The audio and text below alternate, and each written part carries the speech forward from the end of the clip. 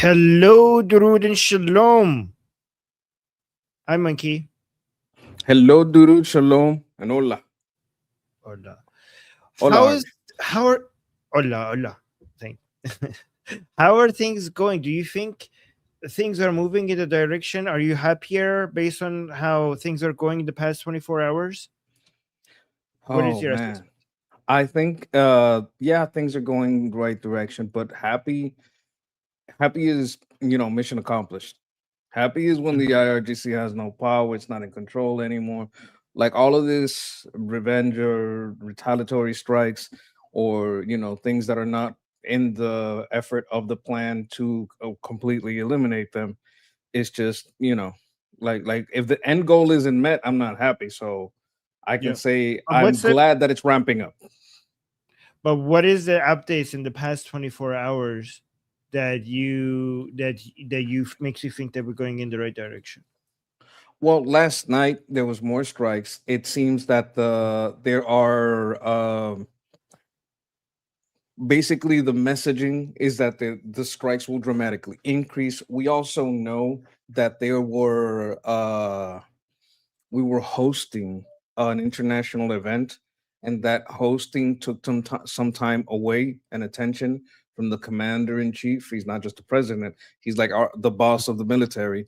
So him being more, not that he couldn't do it before, but more directly, like in the bunker, in the situation room, and overseeing a new battle strategy, a new plan on what's going to be done and where is probably going to be one of the main reasons that this is ramping up. That attention, that focus is something I appreciate. All right, let's get for us all to get on the same page. And guys, we're gonna pay attention to the chat. We're gonna see what you guys think. Things seem to be heating up. There is a lot of assessment that suggests. Again, I don't want to speak in guarantees that maybe we're getting ready for something big. That's what the impressions are, but we'll see. And here's let's all get on the same page and see what's happening. And then once we get all the updates, then we'll also keep talking. In your, I want you guys to give your opinions about where you think we're heading, because we want to react to your comments as well. President Trump is warning Iran that every United States soldier death will be avenged as he weighs the next steps following a 10th consecutive night of strikes against Iran military sites. And here chronicling it all and getting inside is Trey Yinks. He is over in Tel Aviv. Trey. Yeah, hey guys, good morning. Another night of heavy U.S. strikes against Iran. This was the 10th consecutive night aimed at degrading Iran's ability to threaten the Strait of Hormuz. U.S. Central Command posted overnight about those strikes and their operations in the region, saying since early May, CENTCOM forces have helped facilitate the transit of approximately 900 commercial vessels and 450 million barrels of crude oil. They went on to say American forces remain postured and prepared to hold Iran accountable for unwarranted aggression towards civilian mariners seeking to freely and openly transit the strait. Early this morning, Iran attacked another tanker off the coast of Oman, forcing the crew to evacuate the vessel, according to maritime tracking groups. This does come after President Trump issued a new warning to the regime about killing American forces in the Middle East. The commander-in-chief said every time Iran kills an American soldier, they will pay for that killing many times over. Iran's foreign ministry spokesperson was asked this week about the possibility of U.S. forces entering Iran. This was his response. They will face the consequences. I believe there are people in those very areas, and they are not few in number, who are counting the moments until they can welcome them. I don't know. You keep saying that, and you keep losing every time. Every time you talk like this, every time you do gundaguzi like this, you suffer the consequences right after. I don't know when you guys are going to learn your lesson. Not few in number, who are counting the moments until they can welcome them. The comments do come at It's crazy how much these people, the regime supporters, brag about killing 4 American servicemen and women, not knowing exactly what the consequences are going to be, and it shows how much the lack of value they have for their own people, right? Because they have lost in the thousands their own terrorists and way more of their leaders. You got 4 Americans, and you got Americans and Israelis have killed so many of your top leaders. The fact that you are bragging about taking 4 of them while you lost so many, and Americans are so upset over losing 4, and then you're just so happy, and you don't even show. It's not just that you don't have enough compassion, you don't have zero compassion for the Iranian people. You don't even care about the people on your own side. Like, you don't care about your so-called soldiers, which are actually terrorists. You don't care about your leaders. You don't care about anything. You have so little value for human life. You have so little value for human life that not even if you take 4 Americans and they take 4,000 of you, you think it's a win, because it's not just the Americans that value their lives so much more. You also value taking their lives so much more than losing 4,000. That 4,000 is worth it for you. That 40,000 is worth it for you from your own side, as long as you could take even 1 from them. That's how much the lack of care, the lack of interest you have in preserving human life. Even your own terrorists are not valuable to you. The moments until they can welcome them. The comments do come as the Wall Street Journal reports that Iran moved nuclear centrifuges into Pickaxe Mountain, an underground facility next to the Natanz nuclear site. The report, based on Israeli intelligence, is the latest to focus on the site. President Trump indicated last week he is considering new strikes against this facility. We're also tracking developments with the Houthis in Yemen, one of Iran's largest proxies in the region. The Houthis say they are implementing a naval blockade against Saudi Arabia, just another leg of this expanding conflict. Guys? And Trey, that would be pretty devastating, because Saudi Arabia has rerouted their oil 8 million barrels a day through the Red Sea. So if you stop Saudi Arabia, that would really affect the price of oil and gas. Have they actually done it yet, or they just say they're going to do it? They say that they're going to do it, and there are initial reports of some incidents off the coast of Yemen. When we look at the situation, though, the Houthis are trying to do exactly what their largest funder and supporter is doing, and that's the Iranian regime. They're trying to use the Bab al-Mandab Strait, this entrance into the Red Sea, as a choke point, specifically against Saudi Arabia. But it does raise questions about if they would try to target other international vessels passing through that critical waterway. But again, this is the Houthis trying to tie what leverage they have left to international shipping. And it does raise these questions about the possibility that the Iranians could try to use one of their largest proxy groups to put new pressure on these international shipping lanes. At this moment, we don't have indications that they've completely closed this critical entrance to the Red Sea, but it is certainly something to watch in the days ahead. Trey, what do you know about the president of Lebanon meeting with Donald Trump today? I'm reading that Lebanon and Israel are continuing to hold these rare direct talks that's mediated by Washington. What can we expect today? Will there be a truce? Yeah, Lebanese President Joseph Aoun will be at the White House today meeting with President Trump. And this is quite a historic moment, because it's an by the way, Jew hater, I'm not going to highlight your comments against the monkey here. If you want to attack me, I will highlight them. If you attack my co-host or American servicemen and women or anybody else in the chat, you're wasting your money. I only highlight if you attack me personally.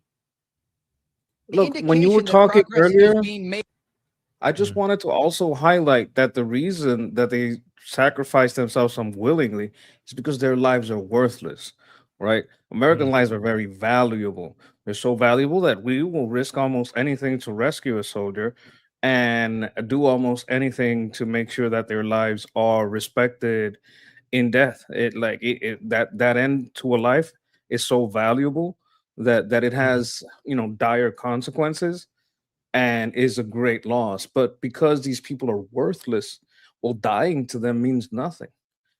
Why they call us life lovers? Well, that's because you don't love your life, because your life sucks as a jihadi who worships a pagan cube, the pagan cube of Hubal that the pagan Muhammad worshipped.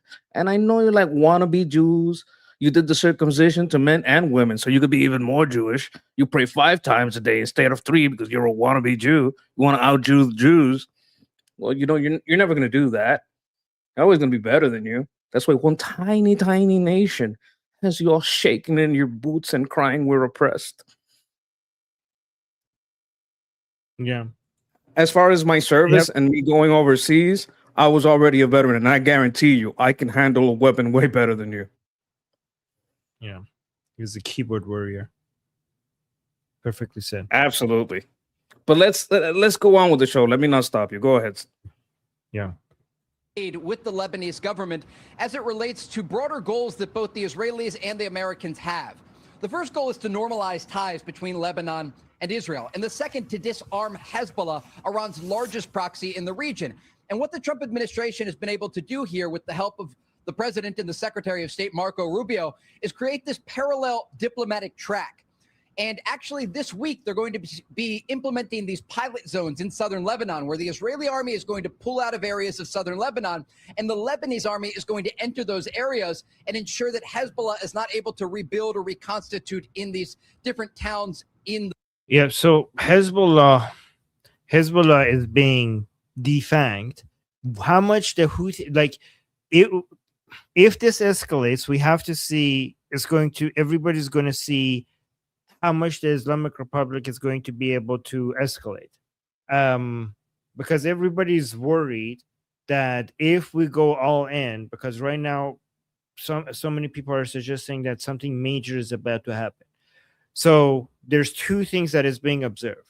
One, will this get escalated? Will United States and Israel soon go into an all-out attack again? Given that the Islamic Republic is continuing to misbehave, not honoring the ceasefire agreement that they had, and also killing even more Americans. Is the reaction going to be a major escalation? That's one. Everybody is observing that. 2, the main thing that everybody's observing, what the Islamic Republic is capable of to do in response after what suffered during the 40-day war. Will it be able to block the Strait of Hormuz?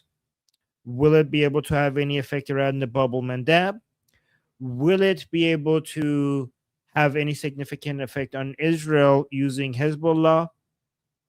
That's pretty much it. Am I missing anything? That's what we're observing.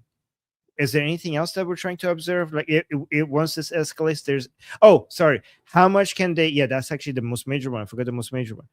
How much of the infrastructure, especially oil infrastructure and water desalination infrastructure of the Arab countries around the Persian Gulf, can they damage? These are 4 areas: Hezbollah on Israel, Houthis on Bab el-Mandab, closing the Strait of Hormuz, destruction of energy infrastructure and water desalination and power plants of the Arab countries around the Persian Gulf. These are the 4 areas where everybody's going to observe to see whether the Islamic Republic will be able to have a strong response or nothing at all, or basically something weak. What do you think? Am I missing anything? I had a question about the Houthis, because this is an unconfirmed report, but an open source report of there being other forces that are like trying to take on the Houthis, and their local forces, because it is somewhat known that the Houthi rule is very abusive. They are heavily tax everyone there by force. They're very abusive to all communities there, and the people are getting fed up with their rule. Or the places that they control, and there are people rising against them. Now, I saw a group through open source channel that had made videos like, we're going to go against you, but I don't have any idea of the size of this force. Is this is this a real force? I just saw the announcement that some people are rising up to oppose them. Yeah, so there's, I don't know if there's any new ones, but the main 2 ones that we have have been there for a while is the official government of Yemen, recognized by the international community and also Saudi Arabia. They're backed by Saudi Arabia, so that's one. but we also have the southern separatist groups that are backed by the UAE. So those are the main groups that you could support against the Houthis. With regards to how capable they are, I have to double check that. I mean, they are capable enough for the Houthis not having to be able to completely beat them. And I do think that supporting them, preferably one of them, is the best option that we have, other than aerial bombardment, to keep the Houthis busy. Now, I sent you on Telegram a clip from open source intel. These people call themselves the Free Yemen Movement. These are the guys that I say I don't even know where they fit in all this, and they could be just like smoke and mirrors. Now, I warn you, they're very loud. I don't know what it is about Yemen, but every time they make an announcement, it is very loud. You got to like check with volume on that one. Okay, I don't even know if I want to. Oh my God, You may not even want to hear it because it's just a lot of yelling, and it might be yelling the same thing they said there. Okay, so I'm not gonna play it. I'm gonna play it while it's not showing on the screen. Hold on, let me see. Yelling. Go on. Yelling. I seen the video. All they do is stand there. They don't do anything violent.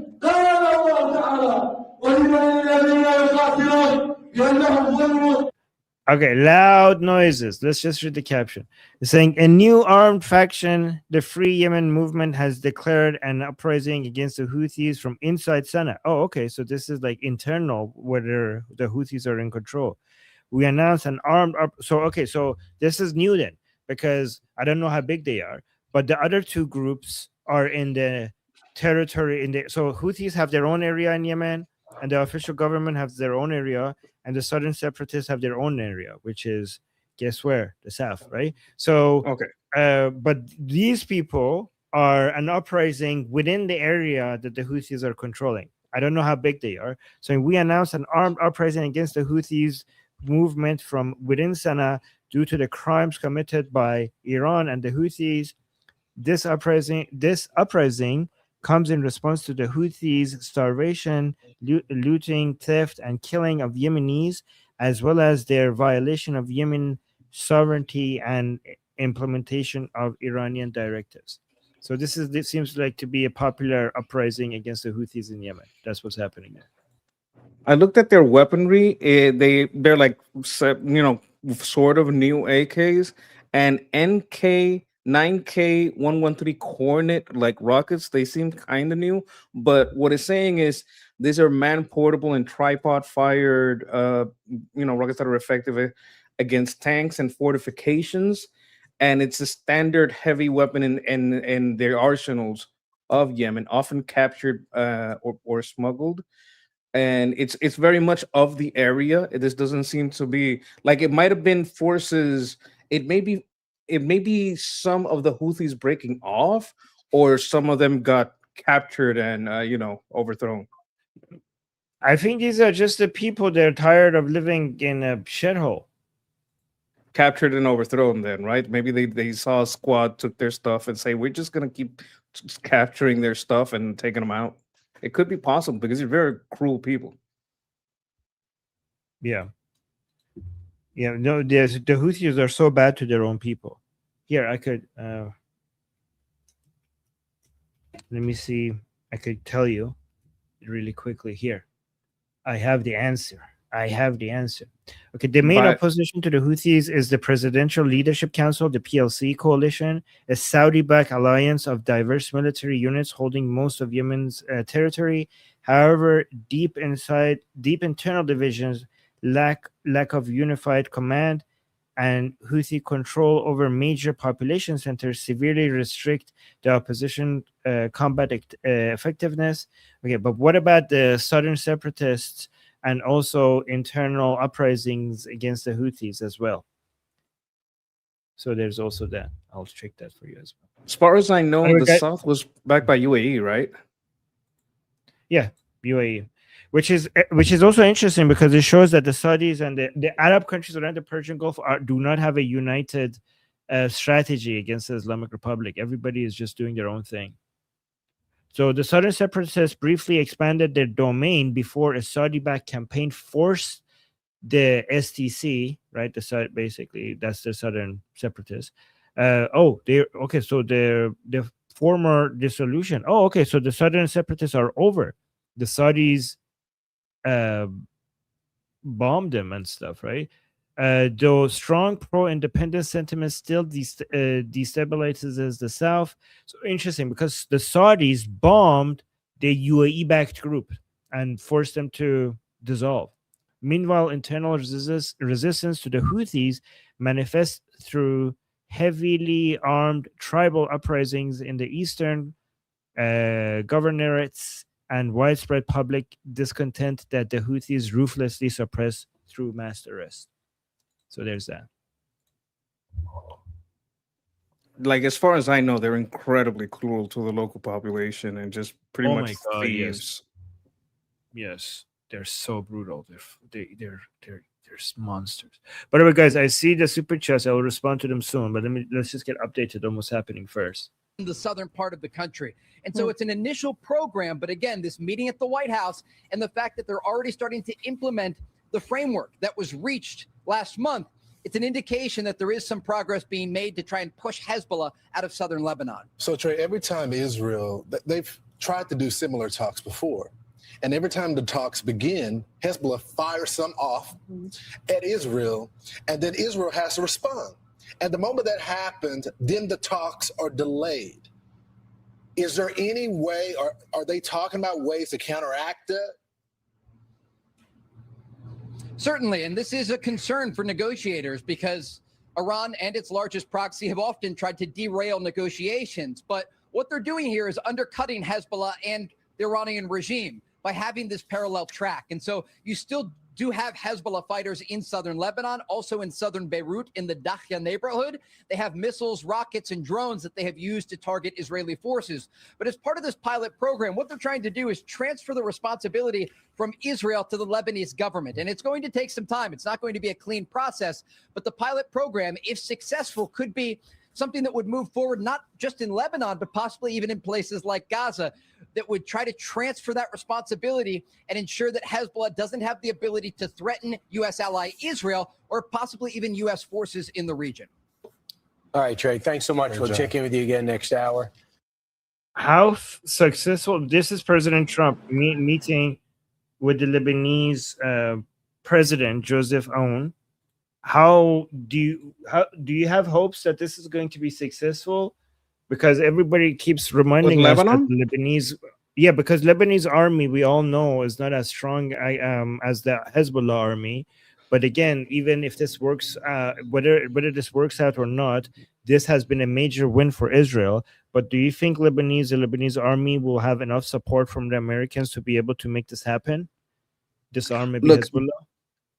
A short while ago, like I think it was like a week or so ago, we started looking at the numbers that there is support for Hezbollah, that there is a desire for like a normalization. And I think they might see this as an opportunity, the Lebanese government in itself, to rise, to have a bigger presence on the world stage, gain more respect, have a better standing. They probably seeing when the Iraqi prime minister came over here, the welcome he got, the progress he's making against the corruption in his state, in Iraq. So if I am him and I'm saying, wow, there was this much corruption in Iraq, maybe that corruption is here. Maybe that is stealing resources from my cabinet, from my constituents. Maybe if we can get the right intelligence, we start going after these elected officials that are basically IRGC stooges. And what we're going to find is that our government has been infiltrated. And from there, we start knocking down where the police have been infiltrated and where the military have been infiltrated. If I am him, I am thinking, I want to do what Iraq just did, get my money back and get control of my nation back. Do you see where I'm going with it? Like, do you see that as a possibility of what's going on here? Yeah, but can I do it? Like, how can I do it? Like, the problem is that the level of support I'm getting is not nearly as much as the level of support as the Hezbollah army is getting from the Islamic Republic. So Well, corruption could be taken away from the budget. America could provide better weapons. Israel could provide better intelligence. That could have been exactly what happened in Iraq. yes. So what if we see a mirror of that? If the Israelis are providing the kind of intelligence that lets this guy go after all the IRGC stooges in his ministry, start taking their money, start taking the resources, and start wiping them out from top to bottom. Because a lot of the things that happen is if you have a lot of Hezbollah infiltrated into your military at the bottom, but you don't take care of the top where those people are getting appointed, you're gonna have a problem. So this is why I say this might be a mirror of what happened in Iraq. When in Iraq, I almost guarantee you that it was the U.S.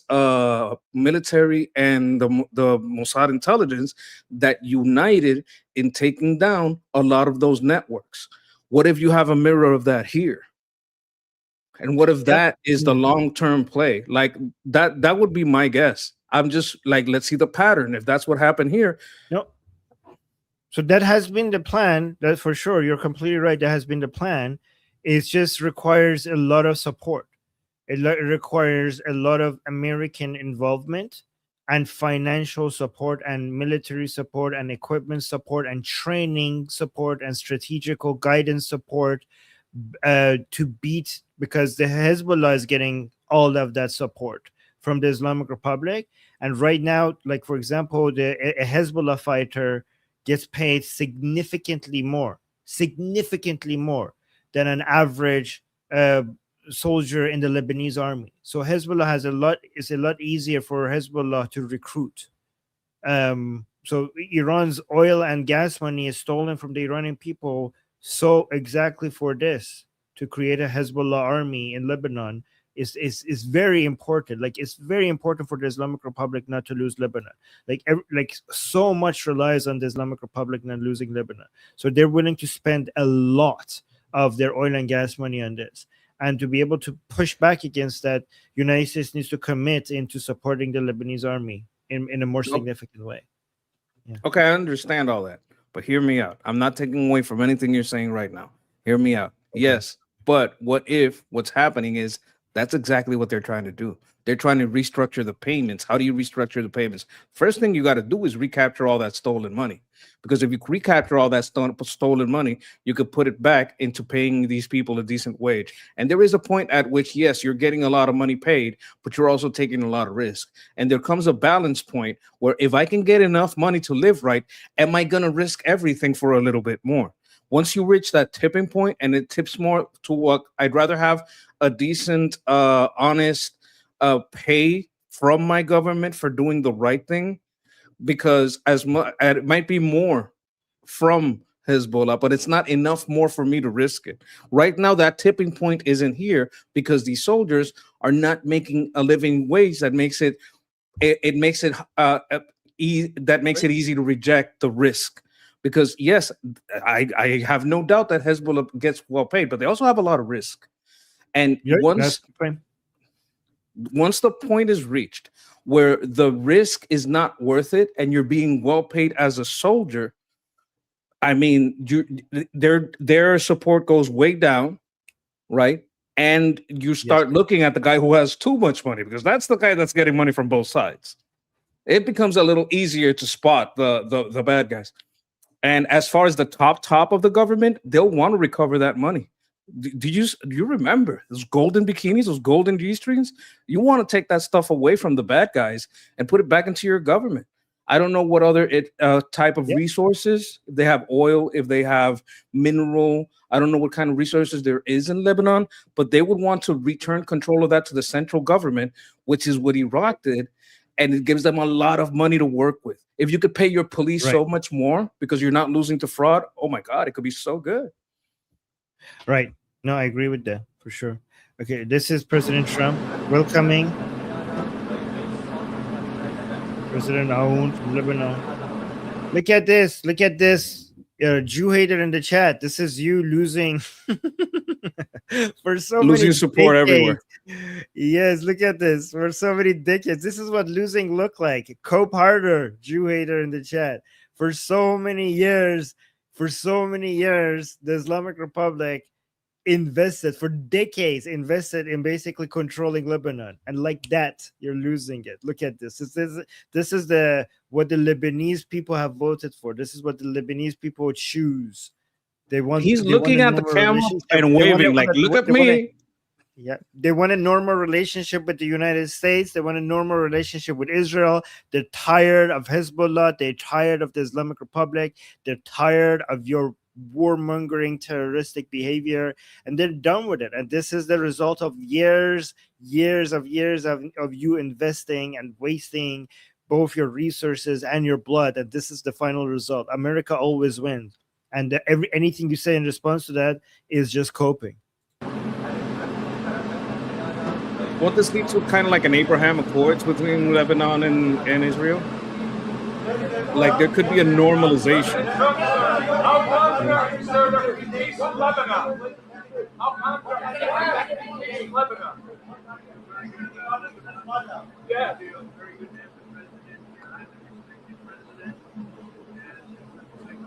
I can't hear anything, but honestly, you have to be delusional. You have to be delusional or coping extra hard when you think you're winning this. You lost Assad, you lost Syria, you're losing Iraq, you're losing Lebanon, you're losing everything.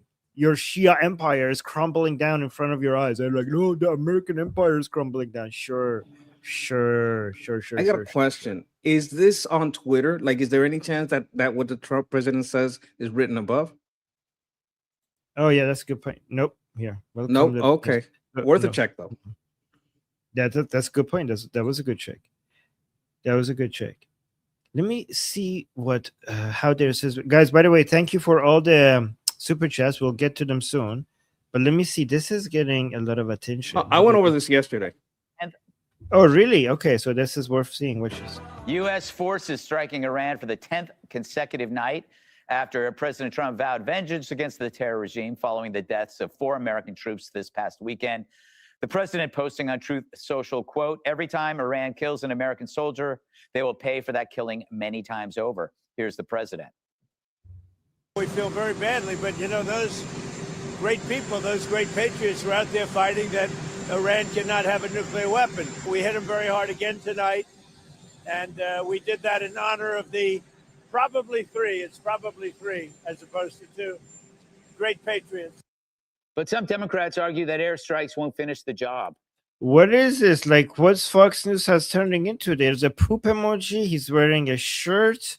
Is this a new way the Fox News is doing it? Are they turning into podcasters? This is more like a podcast. He's a comedian. Okay. So mainstream media is trying to turn like copy alternative media now. Okay. Hey, the alternative view get more views. Yeah. Okay. But some Democrats argue that airstrikes won't finish the job. The Iranians, give them credit. They know about enriched uranium. They know about nuclear. They have sent great negotiators. But we're not going to, I do not believe anyone thinks that we're going to bomb Iran into submission. All right. So, Dana, is it a mistake, a misconception that other countries like Iran, their leaders, hold the same value over human life that we do? So, they're fine. You can bomb us to hell and back, but they know that we aren't like that. They'll kill their own people. Yeah. They did. They killed 40,000 of them in January. So I think the response to killing Americans, way more than 40,000. It'll be clear that this is not business as usual. They gave them a chance with the memorandum of understanding that the Iranians balked at. And now you have a decisive striking back. I do believe it would be helpful to have a briefing from Secretary Hegseth and General Kane. They had, when there was kinetic action before, they had done these like once a week, and it was very helpful. And if I were them, I would do it tomorrow before they testify in front of Congress, because then it becomes a circus. So if they have their own briefing at 8:30 a.m. like they had been doing, at least they can get on the record before being in front of members of Congress who are just going to try to make it about themselves. They have to go tomorrow for the budget. And then that way you could have the secretary, he might say, I answered that this morning. Let's talk about the budget, however you would want to do it. But what that would also do is to provide the president an opportunity for us to hear from the Department of Defense, like, how is this going to go? And to answer Mark Warner, I don't expect details, but when Mark Warner is out there saying that nobody expects that we're going to bomb them into submission, okay, well, I don't know. I would love to hear, like, what is the strategy then? Yeah. Because the key is Strait of Hormuz. I believe that the nuclear weapon thing will be off the table. Like they're not allowed to have. Okay, I don't think their analysis is deep enough for us to take into account. I think it's surface level. So I'm going to go The to one one that goes after her is way better because she doesn't really no actually after that. The guy that's a very extremely short hair. This guy. That guy. That guy's way better on the analysis. Look, I'm not saying I agree with him though. Okay, because that I didn't agree with him, but he had better analysis. That first analysis by that woman is like, you just learned about all of these yesterday, didn't you? Like, yeah. New name of this operation. Harold, what do you think the response might entail? I hate asking speculative questions like that, but so I joined with Charlie. My prayers and condolences to the Fian family and the Gonzalez family. They represent, these are 19 and 25-year-old people. That's what our military is made up of, and certainly all of us pray for their families. Greg, I think your question begs an answer from, but before you have the answer, you have to have a strategy or an objective, and then you can develop a strategy as to what you do. We have gone from, remember, February 27th, the Straits of Hormuz were open. Our objective was to eliminate the Iranians' ability to develop a nuclear weapon and to, if not altogether, to eliminate their ballistic missile capacity. It evolved. It evolved because I differ with my friend Charlie, I differ with you. I think that the terms of this battle have changed since February 28th. We no longer talk as much about the nuclear piece, and I hope that Dana's right that we will take this off the table. But the Iranians have taken control of the narrative because they have now shown what many presidents before feared, that if indeed we did attack the Iranians, that they would weaponize the Straits of Hormuz, which they have done.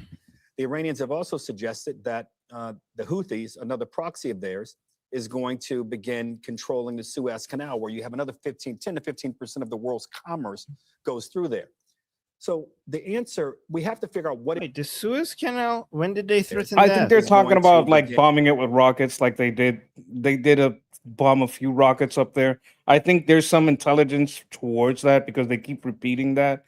And like one time, maybe wrong, 2 times coincidence, but I've heard it like a couple of times. So I don't like, if you hold the strait at the bottom, you're still controlling it. Like if you go through the top, you have to go out the bottom, which is Bab el-Mandeb. Yeah, I understand that. But if you hold Bab I was just el-Mandeb, asking. Yeah. No, sorry. Oh, I'm sorry. You were talking to AI. My apologies. Yes. Sorry. No, go on. Continue. Finish your thing. Sorry. I think that they're talking about maybe some strikes up there, and I think they're also referring to any control of either one of those 2 points as if it's the same thing. Like they're seeing Bab el-Mandeb as like the exit of the Suez Canal. You understand what I'm saying? So here's, let me check. The Islamic Republic directly threatens the Bab el-Mandeb Strait using its Houthi proxies in Yemen while avoiding direct attacks on Egyptian sovereign territory around the Suez Canal. However, blocking Bab el-Mandeb cuts off access to the Red Sea, effectively shutting down the trade through the Suez Canal. I still think they're making a mistake. Because I haven't seen any narrative for this. But has there been any direct threats from the Islamic Republic talking about the Suez Canal, or mostly just Bab el-Mandeb? That's what I'm saying. I think they're making. I think that's an American thing because Americans never heard of Bab el-Mandeb. The Suez Canal has been ingrained into our brains for decades. If you say Bab el-Mandeb, we'll say, what the hell is that? You say Suez Canal, we'll be like, oh, I know where that is. Yeah, so official declarations from the Islamic Republic focus on Bab el-Mandeb. Yeah, so I think that these are all wrong. The Islamic Republic avoids direct threats against the Suez Canal to prevent a confrontation with Egypt, focusing its official threats on Bab el-Mandeb and the Persian Gulf instead. Okay, so these people are getting it wrong, I think, unless I'm missing something. No, they're getting it exactly right for Americans. Yeah, okay, but technically it's wrong in the way that, like, okay, I understand from a You're right. Okay, I'm not disagreeing with you. Okay, but from a purely like from a technical perspective, this is not actually accurate because I watch Islamic Republic content, and they don't mention the Suez Canal. I mean, unless I missed anything here. 28th. We no longer talk as much about the nuclear piece, and I hope that Dana's right that we will take this off the table. But the Iranians have taken control of the narrative because they have now shown what many presidents before feared, that if indeed we did attack the Iranians, that they would weaponize the Straits of Hormuz, which they have done. The Iranians have also suggested that the Houthis, another proxy of theirs, is going to begin controlling the Suez Canal, where you have another 50. Nope. Okay, I don't care about what the intentions are with the Americans. That is absolutely wrong. They haven't done that. That statement is wrong. So whatever he's Look, it's like you got to know who your audience is. If you're talking to Americans, you have to know who your audience is. They know who their audience is. They know whenever they say Bab al-Mandeb, there's 50 comments in the chat saying, what the hell is Bab al-Mandeb? I got that. I know. You are correct, though. Yeah. Okay. Yeah. 10 to 15% of the world's commerce goes through there. So the answer that's Bab al-Mandeb. We have to figure out what it is we want. If we want the Straits of Hormuz open, then I think, our attacks, the continued military operation to try to affect the terms of negotiation, we have to do. Mark Warner is right. Bombing along may not work. We talked about this last week, and Jesse talked about it too. We all did. Do we have to put troops on the ground? I don't know how you reassert control to ensure the waters are navigable. I don't want to do this. This is not my preferred action, but when you have no allies going into this, but the Israelis, and they are important allies, we're going to be the ones that have to put the troops on the ground if we want the Straits open.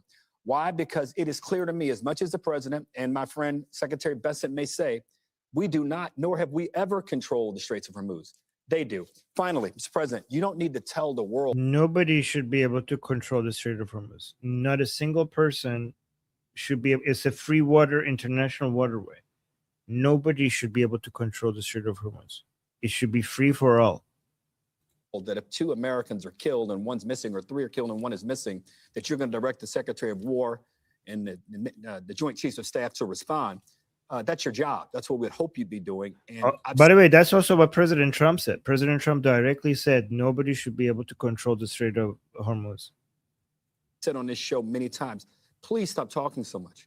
There's no need to tell them everything we're doing, all that you're thinking, and when you're going to do it. Because if you choose not to do it, and you have on occasion, it affects your. Do you want to interject here? Do you want to say something? Yes, like he's speaking truth, because sometimes you talk too much shit, and you should just do things. You don't need to talk so much about it. You don't need to talk so much about revenge. Go do it. You don't need to talk so much about what you're going to take over, what you're going to do. Just go do it, because if you just do these things, it's not a problem. If you say it and then you don't do it, then it's a problem. That's one thing. 2, like, I do like the MOU, because the MOU gave us the legal framework to take the oil under escrow and then give them nothing. So, like, one of the things that the MOU accomplished that people underestimate is as soon as they signed it, we had the legal framework to take their money.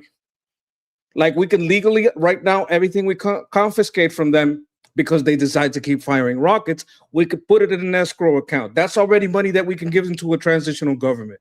Like, the legal framework, the legal trap that they fell in when they signed that thing, because they broke the deal, and we already have the structural financial work. Before we did the MOU, what did we do? We went to Congress and we started work on the escrow accounts. Now we have the escrow accounts. Now we can confiscate that money. If we go to Carg Island and we liberate that 33 million gallons of oil in there and take it, we could put that into that escrow account. If we take the other island that has oil, and anything we take, we could put it into that escrow account for the transitional government. Like, we already made a legal framework through the MOU that people are underestimating that move. They're not understanding that what we're doing. Like, look, I understand why a lot of people don't like sending realtors to make a peace deal with Durkas. It has its bad side. It has its good side, which is that escrow account, that legal framework, so that we could keep all their shit and not even have to give them the hay for the hay dart or the corn for the popcorn, right? But that legal framework is important, because that's the money you got to give to the transitional government, and that step has been taken.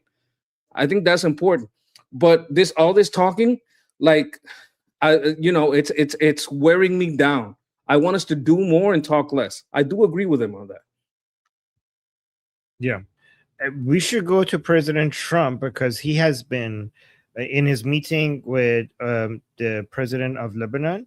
There has been videos are coming out right now. So let's listen to the people are asking a lot of questions. There's a lot of talk about Lebanon. So let's listen to what's happening now. What is your level of concern of a blockade of the Red Sea by the Houthi rebels, opening up another front? We'll see what happens. So far, it hasn't happened, might happen. But we take care of things. If something like that happens, we take care of it. You know, we've done that with the Houthis before, and we haven't heard from them in a while since we did what we did originally. It was about 45 days of very powerful action we took against the Houthis. And we've had no problem with the Houthis. They've had no problem with us for a long period of time, including during this conflict. I think that if there is something like that, we'll just have to take care of business. What do you think about that's interesting? We were just talking the first video I played from. We were just analyzing this, and right now President Trump is speaking. The first video that came out was this one. That's quite a coincidence. Well, one thing, there is one person that can bypass. That's Saudi Arabia, right? They got a pipe. It's not as thick as having ships go through, but they do have a pipe. So that lends credence to the argument, well, they're not taking over the Suez Canal. They're taking care of over Bab al-Mandeb. But for anyone coming from the north trying to get through, it's effectively closed. So that's the problem with that. As he says, we have dealt with them before. We've dealt with them many times. We'll probably do it again because they have tried to close the strait for the last, 10 years at least. They've been trying to do that unsuccessfully. So I'm sure they'll try again and fail again. Well, I'm not even sure they'll try again because as the South is removed from their area of operation through strikes, they would have less money to work with. I don't know through the North what they could trade for cash to give the Houthis, how they even gave the money to them. That's probably all dark money. But I think the money is drying up, making it Houthis are now talking. For a long time, they've been just talking, doing very little. It all seems to be like performative. Yep. There's a lot of performative things being done to scare the market. There may be through 2 or 3 pop-ups, but I don't think they're going to launch a barrage of drones. I don't think they're going to launch a barrage of missiles. So we have to look at what can they literally do. How much weapons do they literally have? That's what we have to look at. I don't think it's that much. They did manage to resist against Saudi Arabia for 10-year war. So that was like that's something. That says more about Saudi Arabia. When it comes to, but yes, that's true. But when it comes to launching capabilities, with drones and missiles, a lot of people think it's because the 40-day war depleted significantly how much the Islamic Republic can support the Houthis. But we'll see. But guys, for what again, a quick reminder for people. Okay, so given that as the Strait of Hormuz is becoming unreliable for Saudi oil to make it out, there's an east-west pipeline that goes right through Saudi Arabia here that brings the oil from the Persian Gulf of Saudi Arabia and also the other oil that they have to the Red Sea, right? So to the Red Sea, this pipeline has like around 7 million barrels per day capacity. It's not as much as the Strait of Hormuz, obviously, but it's like it's very important alternative for Saudi Arabia. And then once it makes it to the Red Sea, it could go either north to the Suez Canal and then make its way to Europe, or it could make its way down to the Bab al-Mandeb and mostly like go to the east. This is the path you need to take to go to China, right? So China is a big customer, and if you don't have this, then you can't sell your oil to China.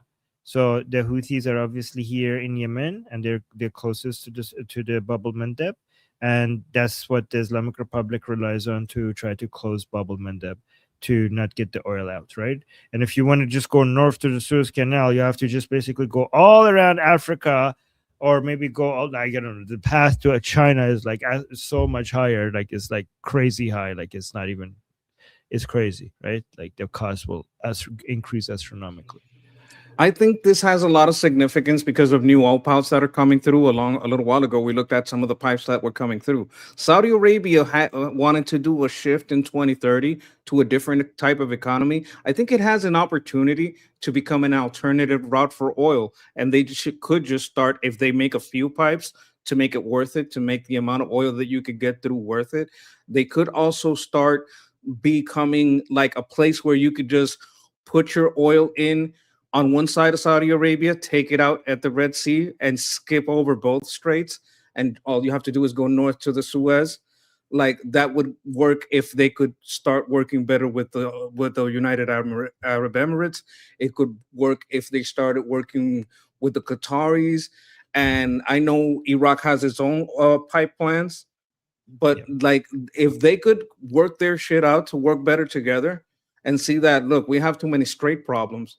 If we just make the straight pipe and we get our situation, our political situation straight, we don't even have to deal with these people.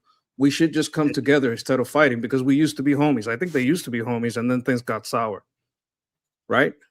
Yeah, I mean, well, they were never homies with Qatar, but Saudi Arabia and UAE used to be homies for sure. Yeah, that's what I mean. Yeah, and Qatar might just, if they have oil, they must just do it. Like, look, I just want to use your service to get my oil across. Qatar has mostly gas than oil. Then gas pipe is different. That's a different tech, right? Yeah, that's probably a different tech. They need to liquefy that and put it in ships and stuff. That's a whole other thing. But anyways, let's go back to President Trump. And guys, we get back to your comments at some point, I think. But let me, because this is urgent. President Trump is like, a lot of videos are coming out right now.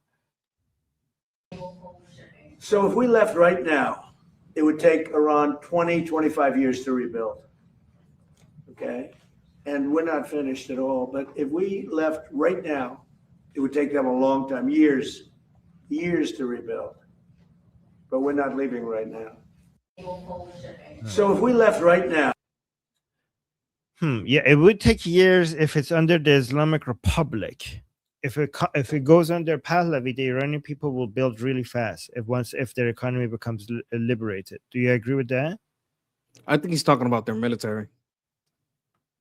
Yeah, but whatever, like in general, the Iranian people will be able to rebuild very, very fast if we were under Pahlavi, if our economy gets liberated. That's what I'm saying. Yes, I agree with that statement, but I think the context here that we're talking about is war. I'm not disagreeing with President Trump. I was just adding to it. Finish. Yeah.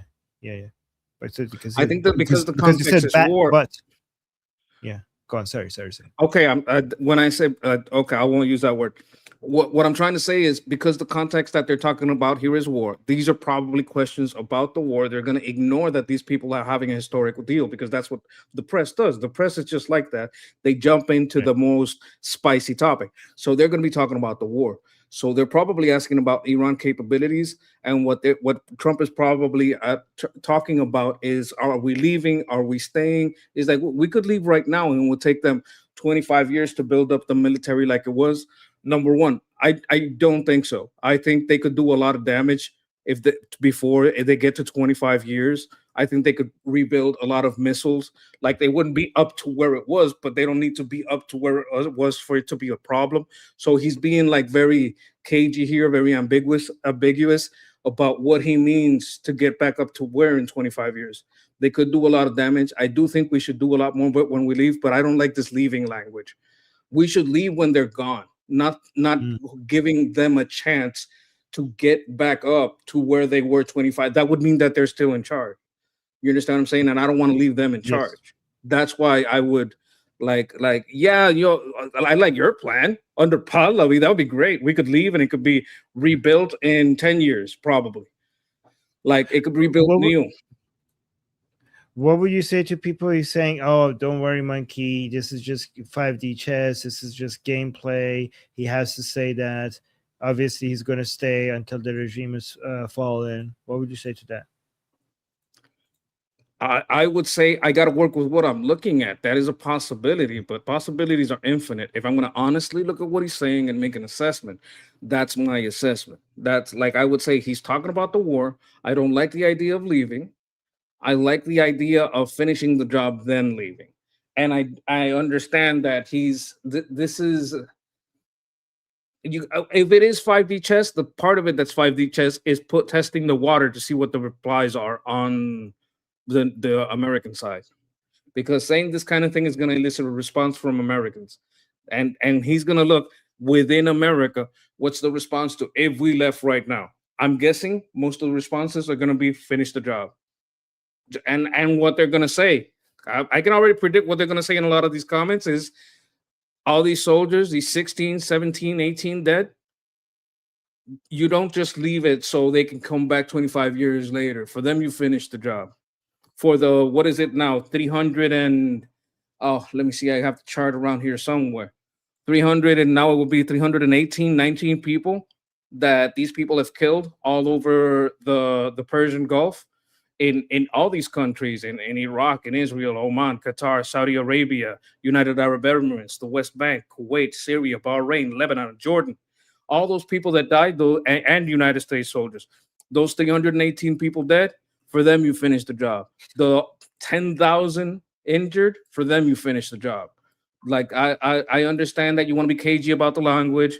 Maybe you want to make them think we're leaving, right? If I want to steel man the 64D Jenga position. Yeah, that could be it. But my position is still finish the job. Yep. I really appreciate that you keep, because Americans are always accused of just only being America-centric and not considering other people of other countries. And I think it's a wrong stereotype. That's not at all true. And I think you always show that. You always like, oh, look at the people dying in Bahrain. Look at the people dying in Lebanon. Look at the people dying in Iraq. And you keep bringing attention to other people. And I just want to say I appreciate that you do that. And thank you. That's very nice. I would hope that all those governments value or begin to value their citizens and the loss and injuries of their citizens as much as we value ours, because it would lead to that goal of finishing the job. Or at least as much as you value theirs, right? Like that's. I mean, yeah, they're brothers in arms. No, it's interesting because they don't even value it at the level that you value them. You know what I mean? So not even at that level. Look, I'm sure that some of those Bahraini officials are upset at some of those deaths. Maybe they knew some of those people, some of those injuries. You never know when your friends of son or daughter is involved in all this. Well, there is a lot of rhetoric about the culture, but sooner or later it starts to hit home. Like I know the culture that was pushed on Iranians, and I know a lot of Iranians that have very good hearts. Hint, hint, nudge, nudge, wink, wink, sitting right next to me right now. So I know there's good hearts out there that come from the Middle East, and I know that they're everywhere. They're in Saudi Arabia, they're in Bahrain, they're in all these places, and they must be feeling these deaths. These deaths must hit close to home somewhere, and even these injuries, because some of these injuries can be life-changing. Some of these injuries can take away your capacity to work, your capacity to move about freely, to do many things. So it is something that should be taken into account. Yes. Let's now listen. Let's go through, Monkey. How about this? How about we go through President Trump's statements because they're coming out fast, right? And they're big news right now. How about we do some quick commentary on each one of them so we could go through them? Good plan? Yeah, you go, I go, and we go to the next one.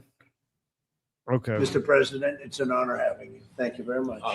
No, thank you. Thank you. I've been looking forward to this visit for a long time. Thank you. Meeting such a great president like yourself. That's a very nice thing. See, he knows how to get to me. He can have anything. Now he can have anything, Mr. President.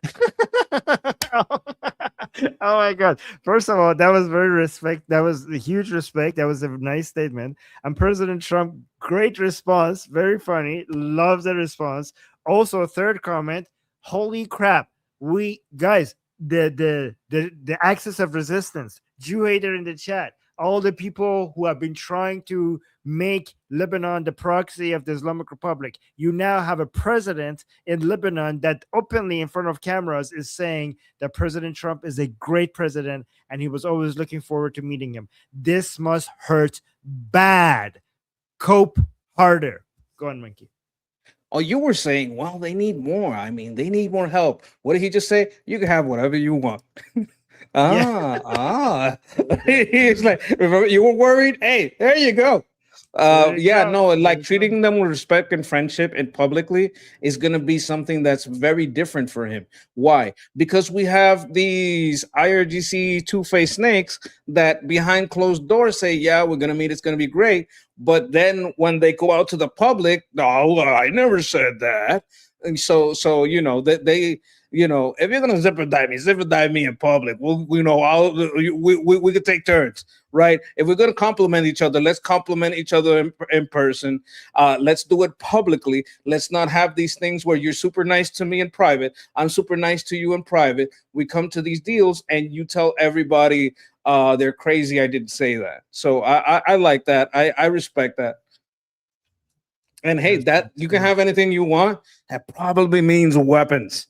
That probably means intelligence. That probably means Hezbollah is screwed. Yeah, guys, this is very historic. This is, what we're experiencing right now is the beginning of something resembling the fall of the Berlin Wall. United States won against the communist empire, and eventually we saw that crumbling down. This is something you're witnessing this in real time, and not the whole Shia Islamic Sunni empire, the pan-Arabist, the pan-Sunni, the pan-Shia Middle Eastern block of anti-imperialism, anti-Zionism resistance movement. This you're witnessing fall of a burning wall moment right now in history. That's what you're witnessing. So this will be written in history books. So let's see what this one is. Mr. President, there are no signs that Iran is ready to stop fighting. So what is the plan? Is the plan to just keep bombing until they give up? There are no signs. What, you know something that I don't know? Well, they continue to attack our allies and You kill don't know Americans. what the dialogue is behind the scenes, that they want to meet desperately to try and end it because they get. Well, that's the thing, though. We don't. But we need to see that in front of. Yeah, we don't know. We don't know. Okay, we need to. You should. Hopefully, you recorded them and you could play it for us. Yes. Yeah. Yeah. Like that would be my thing. Like if you want to make a deal, stop calling me. This is like I go back to what I said before. He should stop taking the calls and say it publicly, because we're not gonna have a deal until you admit it publicly. So you have to say it publicly. Stop calling. I'm blocking you on WhatsApp. I'm blocking you on the phone. I'm blocking you on Hinge, on Tinder, on Grindr. You're blocked everywhere. All right. I'm not taking your calls until you say it publicly. Tell everyone in your land you want a deal. Tell everyone in your land that there's a way out. Tell everyone in your land. Then maybe we'll talk about it, and I still might not believe you.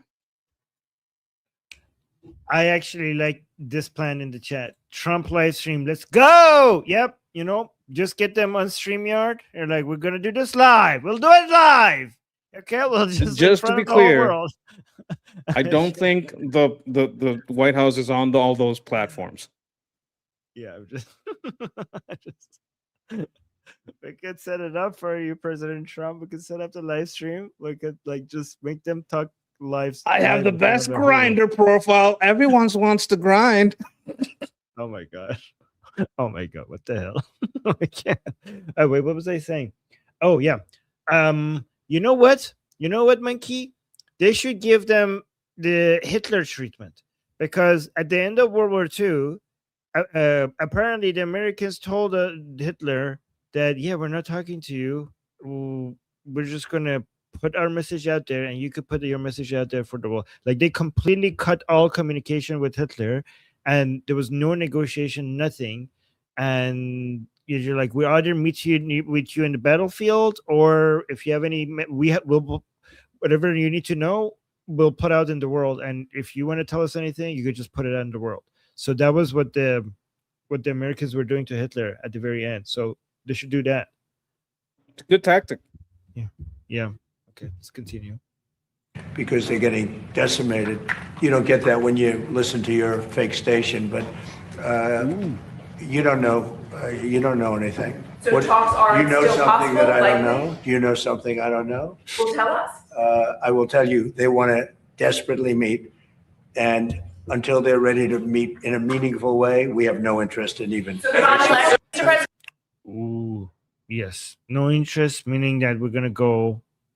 Something else needs to happen, and I don't think what President Trump wants they're willing to give. So we're gonna go for boom booms.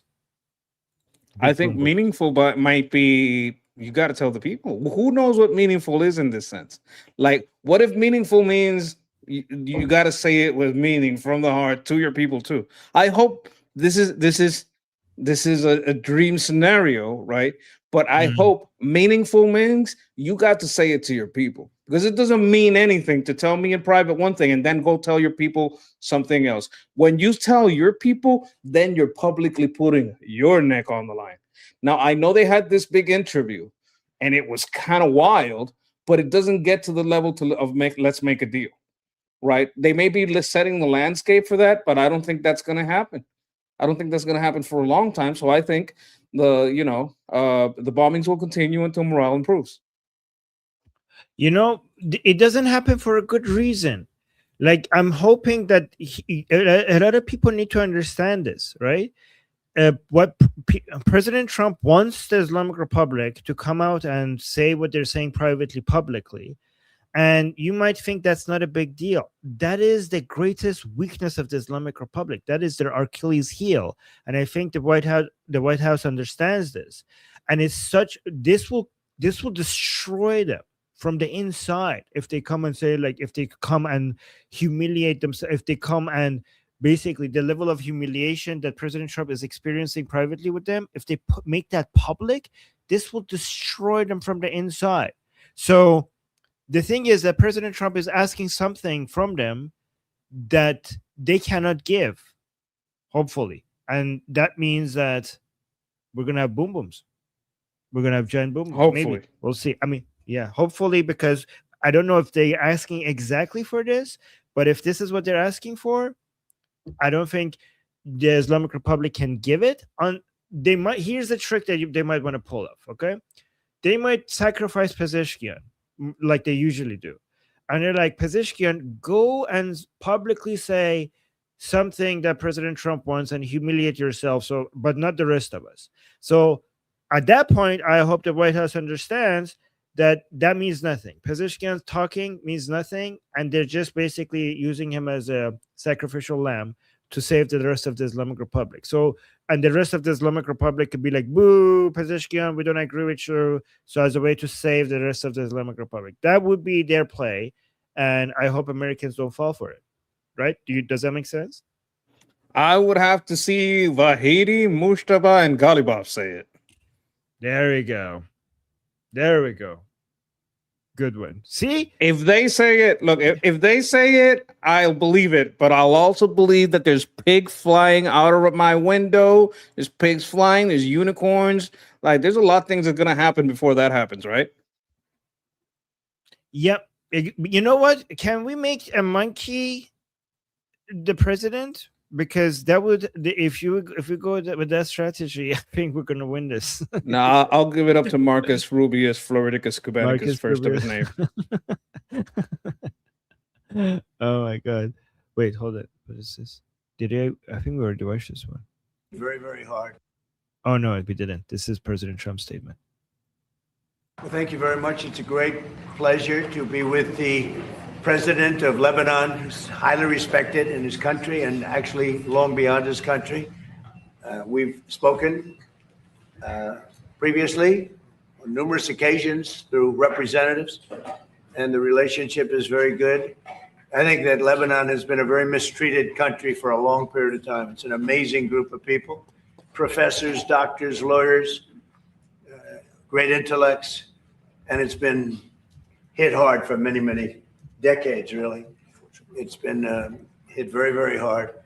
And yet I have people that live in Lebanon, people that are parents of friends of mine, many cases, and they would never leave. They would not leave under any circumstance. They love it. They love the country. And it's probably a dangerous place in a lot of ways, but they live in areas, they say, we hear bombs going off all the time, but we want to live in Lebanon. They love the country. Very smart people, very successful people, and they live there. Beirut in Lebanon was considered to be the Paris of the Middle East, right? It was so beautiful. I mean, it's still beautiful, but it was just, people there were just living the life, enjoying life, celebrating life. It was such a great place to go. And just what ruined it was Islam. What ruined it was the Islamic Republic. As far as I know, 3 places were pretty modern, pretty nice until Islam took over. They are Iran, Afghanistan, and Lebanon. Like these 3 nations were very different. There was a modernization going on. They had a Shah too in Afghanistan, and they had a modernization going. Then that went, wrong. Then what happened in Iran and then Lebanon. But these 3 places used to be very different places. And it is within living memory. Yeah, exactly. Islam ruins everything it touches. Everything it touches. Absolutely. But it has been. It's been a country of great intellect. Oh my God. Okay, I know we're supposed to read super chats later, but I want to highlight this one because Hezi had a really good answer. So yeah, Beirut used to be the Paris of the Middle East, but now Paris is the Beirut of Europe. Wow. Oh my God. That's he's speaking real fact right now. Oh my God. Okay. That was pretty cool. That was a pretty, oh my God, dark but true. Wow. Thank you, Hezi. Sadly, yeah. Guys, we're going to go to the other super chats at some point, but yeah, that was just so on point that I had to highlight it. It has been. It's been a country of great intellect, great intellectuals. They still love it. They want to be there, and we're going to help it. Oh, wait. Also, Amir found a hack. Islam destroys everything that it touches. So Amir is like, oh, I found a hack. So if Islam touches Islam, will that destroy Islam? Actually, yes. Because they do. That's the Islamic dilemma. Yes. No, but that is true because these ideas are self-destructive. Communism and Islam are self-destructive. So that is true. It's a purity spiral where everybody dies. Yeah, exactly. Country of great intellect, great intellectuals. They still love it. They want to be there, and we're going to help it. We're going to help it a lot. So it's an honor to have the president and your representatives here. We've already met a couple of times, and we've had some good meetings. And we are going to solve a lot of problems. We've already solved some of them for Lebanon. As you know, there's a Hezbollah problem, but we've done some things that I think the world will take notice. Again, it's been a very badly treated place and country, and we're going to have it properly treated and treated with respect that it deserves. And Mr. President, it's an honor having you. Thank you very much. No, thank you. Thank you I've very been much. looking forward to this visit for a long time. Thank you very much. Meeting such a great president like yourself. It's a very nice thing. See, he knows how to get to me. He knows. He can have anything. He can have anything. That's so amazing. Oh my God. Like controlling Lebanon for the Lebanese is what should be. There shouldn't be an outside proxy colonizing force there. This is what the relationship should be. A head of state being able to make bilateral deals with another head of state, right? You can have some organisms that work together, but this making deals with Hezbollah, making deals with the IRGC, and making deals with proxies is not acceptable. That's one of the aspects of the MOU that I never liked. I think the impetus to getting it signed might have been that legal framework that gives us that escrow account that we can later give to a transitional government. I think that's if I was going to put a big, you know what, this is the accomplishment, it's what I said. We're going to take the oil. We're going to have it legally in an escrow account, and they're not going to get the hay or the popcorn. The hay or the popcorn. Yes. That was, by the way, you called that. You were right about that. We should never forget that. That was a good prediction. Yeah. I knew it was going to happen. I knew they were not going to be able to hold on to the deal for the length of time it took for the food to get there. It's like, there's no way they're going to stop attacking long enough for that ship to get there. I knew we wouldn't be able to load the ship with the corn and the hay. It's like, we're not even going to be able to load this ship before they fire. Yeah. Good call on that. We should remember that you did that. That's a good call. I appreciate you remembering. You guys remember in the chat too. Yes, everyone. Yeah, that's good. All right. Oh my God. So somebody asked, do you believe that Iran has moved nuclear centrifuges into Pickaxe Mountain? Oh my God, this is a big topic. Let me see what he says. Haley Bull with Scripps News. Thank you for the question. Do you believe that Iran has moved nuclear centrifuges into Pickaxe Mountain? And when you say we're not done yet, what is left to finish? Well, I think that they may have. We don't have it on record. All we do is read the fake news. We see the news is so wrong so many times. So, maybe this one they have right, but it's okay. It doesn't mean anything unless they have the material. You're talking about the centrifuges. Yeah, it doesn't mean anything unless they have the material. They don't have. We follow the material. That's where the action is, and we'll be hitting that area probably pretty soon. And there's not a thing they can do about it. Oh my God, he's announcing it because there's nothing they can do. Wow, we got confirmation, Monkey. I called this too. Wow, you called this too. They're gonna hit the Pickaxe Mountain, and they're so confident that the Islamic Republic can't do anything about it that they're publicly announcing it before they hit it.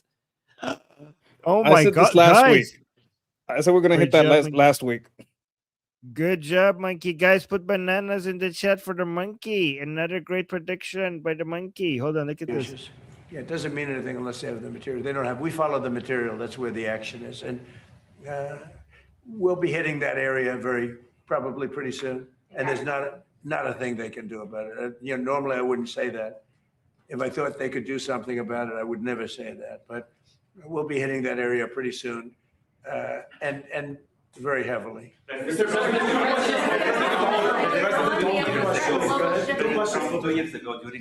That is a bombshell news, isn't it?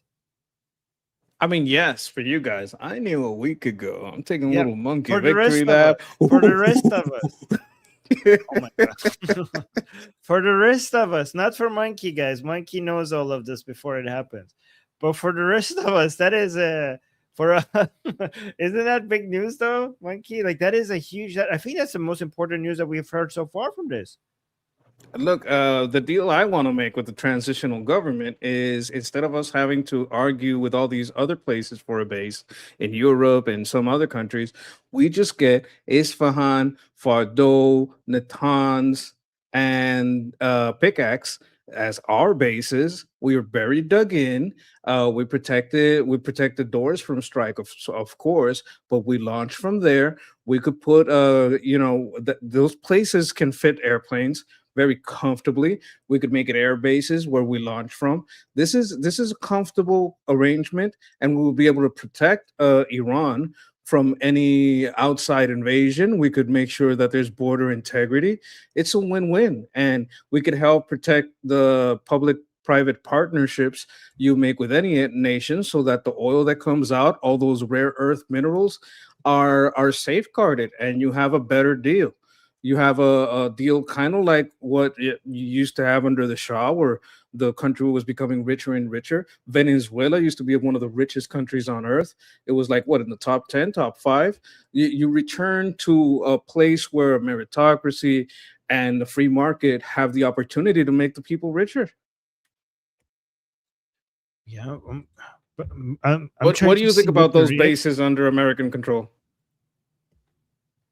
debate where the bases around the Middle East under American control. I think they're a major source of stability. I mean, everywhere, all the bases. I think the base American presence globally in their bases, and also on their airstrike carrier groups and their amphibious carrier groups in general, is the reason why we have nice things.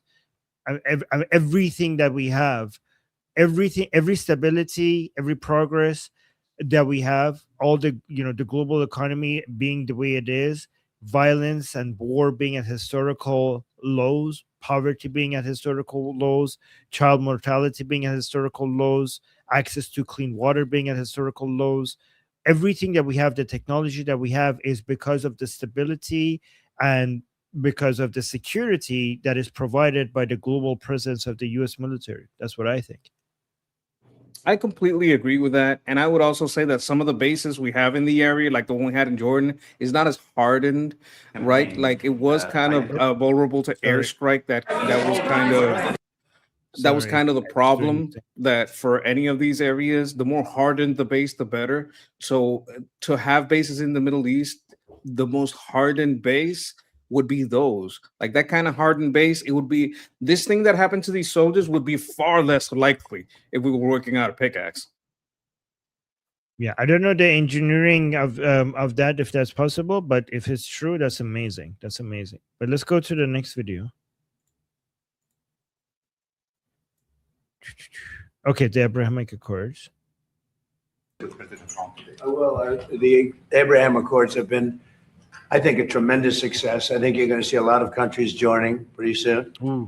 As you know, we have our original group, and it's so successful for them, economically successful. It's been there. Nobody left, even during this time of conflict. So, no, I think Lebanon has a very important place. Wait, can Lebanon join the Abraham? Yeah, okay. And also, here's the thing. What I'm hoping for is that the silver lining to Saudi Arabia, like if things get escalated and Saudi Arabia gets attacked a lot by the Islamic Republic, one positive silver lining from that for Saudi Arabia could be that it would just push them into the Abrahamic Accord. If Saudi Arabia ever joins the Abrahamic Accord, it's basically completely over for the axis of resistance. What do you think about that? And I'll be right back while you comment. Look, I think many nations should join. I think, of course, Saudi Arabia should join the Abraham Accords. So should Lebanon. Like I said that at the beginning of the show today, Lebanon should have a deal like the Abraham Accords, maybe join the Abraham Accords. The more Islamic nations that join, the less taboo it is. Like if Lebanon joins, I believe it would make it more likely for Saudis to join. Like the more nations, if Jordan joins, it would make it more likely for, and I don't know what their relationship is, mind you, but if you could get Lebanon, Jordan, to join, I believe the more nations join the Abraham Accords, the more likely it is for Saudi Arabia to join. I mean, that's my thought on that. And I think there's going to be more accords. I think there's going to be also the Cyrus Accords in the long run. That's correct, that the more countries join, the more it will get normalized. That is for sure true. One thing that reduces the effect of that is that the new Lebanese government is being seen by the Islamic world as traitors that have backstabbed the Muslims worldwide in favor of Israel, and have abandoned their brothers and sisters against the Zionists, their fight against the Zionists. But that is still completely true. It does normalize it. More countries join. The main country joining that would have the most effective normalization is Saudi Arabia. It's the big piece.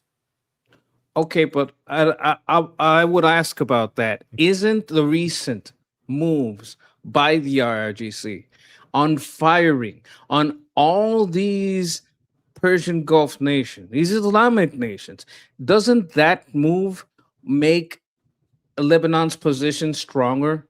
Like, say, okay, are you going to call them traitors because they want to defend themselves from these IRGC thugs when the IRGC just fired on all of you? Well, in their mind, the IRGC thugs are fighting against global Zionism. So they think that they're justified, and you should be on their side. You should be on the side of your Muslim brothers and sisters in a fight against Western imperialism and global Zionism. That's their But is understanding. that the view of the governments, or is that Oh. the view of the people? Like, we have to People. like, what's a more pragmatic People. view among Oh the no, more the government. lucid? Oh, okay. No, the governments don't hate the Palestinian cause. The governments, they see it as a So curse. Yes. okay, Yeah, but they have to appeal to their population, right? Because what they're afraid of is an Islamic uprising and is like access of resistance uprising by their population. So they have to appeal to the anti-Israeli hate to some extent. is it that bad? It's like in any of these nations, if they get too close to Israel, like a million in the street will just take the capital and kill everyone. Well, I mean, Government? that's what the fear is. Sometimes I think But that fear is over. Like they use it as an Rated? excuse to not make Well, I better mean, deals with so Israel. here's where the fear is. Like in some countries, it might be overrated. In some countries, like not. Okay, so here's where I think the fear is not overrated: Jordan and Saudi Arabia. And Okay, they have more dirt, spread out through their population. Yeah. Okay. That fear, definitely, that fear is not overrated in Saudi Arabia. Saudi Arabia, every night the Saudis go to sleep, they piss their pants, they piss their bed. They because there were ever since 1979, with the Islamic Revolution in Iran, the Saudis sleep every night worrying about that happen, and for good reason. For that happen because And it they actually don't- happened. It actually happened once, right? Yes, right in the same year. Can you give us like a Inspired. short history lesson on that? I'm not too well versed on it. Okay, very, very short version. When the 1979 Islamic Revolution happened in Iran, it inspired the Wahhabis inside Saudis to want to do their own Islamic revolution against the Saudis. The Wahhabis and Saudis were married to each other, but the Wahhabis were inspired to do an uprising because the Saudis were becoming more and more westernized, and they were trying to go through a divorce with the Wahhabis, and the Wahhabis were angry that their country is becoming westernized. So they saw that the Muslims who were upset with the Shah becoming westernized and modernizing, they managed to topple that regime and Islamizing the government. So they got inspired by that, and they wanted to do the same thing in Saudi Arabia in the same year. And what happened is that they took over the Kaaba, and there was a bloodshed in the Kaaba. They killed people in the Kaaba, like there was blood everywhere, like it was crazy, right? But the Saudis managed to suppress that and kill everybody, and that uprising wasn't successful in Saudi Arabia. But the Saudis have been panicking ever since there. And if you actually look at the underlying religious mindset within Saudi Arabia, there's a good reason why they should be afraid of that. Okay, that's Yeah. enlightening. I appreciate that. Okay. Well, thank you. All right, wait, did we play this one, or is this the The Abraham Accords have been. Yep, we did this one. Let's go to this one. Ooh, I like this one. Okay, this is good one. This is.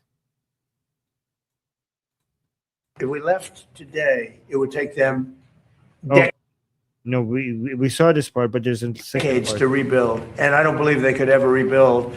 And honestly, they haven't seen anything yet. We've been nice. Okay, the second part. I like the second part. They haven't seen anything yet. We've been nice. Okay, so they haven't seen anything yet. It's another indication that something big is about to happen. Or am I reading too much into this? Well, what haven't they seen yet? And we will absolutely attack. Sorry, X plays this automatically itself. What haven't they seen yet? They haven't seen the full force of the American military raining upon them like hellfire. That's what they too haven't seen. general. What haven't they seen yet? Okay, They've seen- you're the military guy. You tell me the specifics. I'm telling you the generals. You tell me. Well, the specifics. they have seen themselves get hit by bombs. They have seen their ships confiscated. They have seen their vehicles destroyed. What they haven't seen is us take territory. Ooh. So that's what you What- think is about to happen? I'm just like, if you have to ask me what haven't they seen yet, that's what they haven't seen. They also haven't seen attacks on power plants and power plants. I think that qualifies as something they haven't seen yet. Yes. So Yep. I would put those Yep. two on the table. I think they haven't seen a massive amount of infrastructure damage. That's what they haven't seen. Like, Well, we have yeah, if you seen- go after power we've plants, seen- what would you put us as like structure that they would need to hit? If we're not being ambiguous, you were going to say, okay, power plants, we hit bridges, we hit roads. Okay, we need power plants, telecommunication towers, and a news station. For example, I'm not saying that's what they should do. I think so we have seen them hit bridges, but they could do that, but much more. And they could hit power plants, they could hit a few as a warning, but then they could completely paralyze the entire country. That level of hitting. So it's one thing to have, maybe they have seen bridges being hit and infrastructure being hit, but you could take that and do it times 100 to a way that you Okay, can't even so function. if I spend $1 billion of bombs hitting bridges to paralyze them, is it cheaper for me to spend 250 million instead of $1 billion and just hit all the power plants? And would that just be just as paralyzing? Are you asking me if hitting the power plants would be more paralyzing than hitting the bridges? Is that the question? I'm saying if they were both, let's say they're equally paralyzing.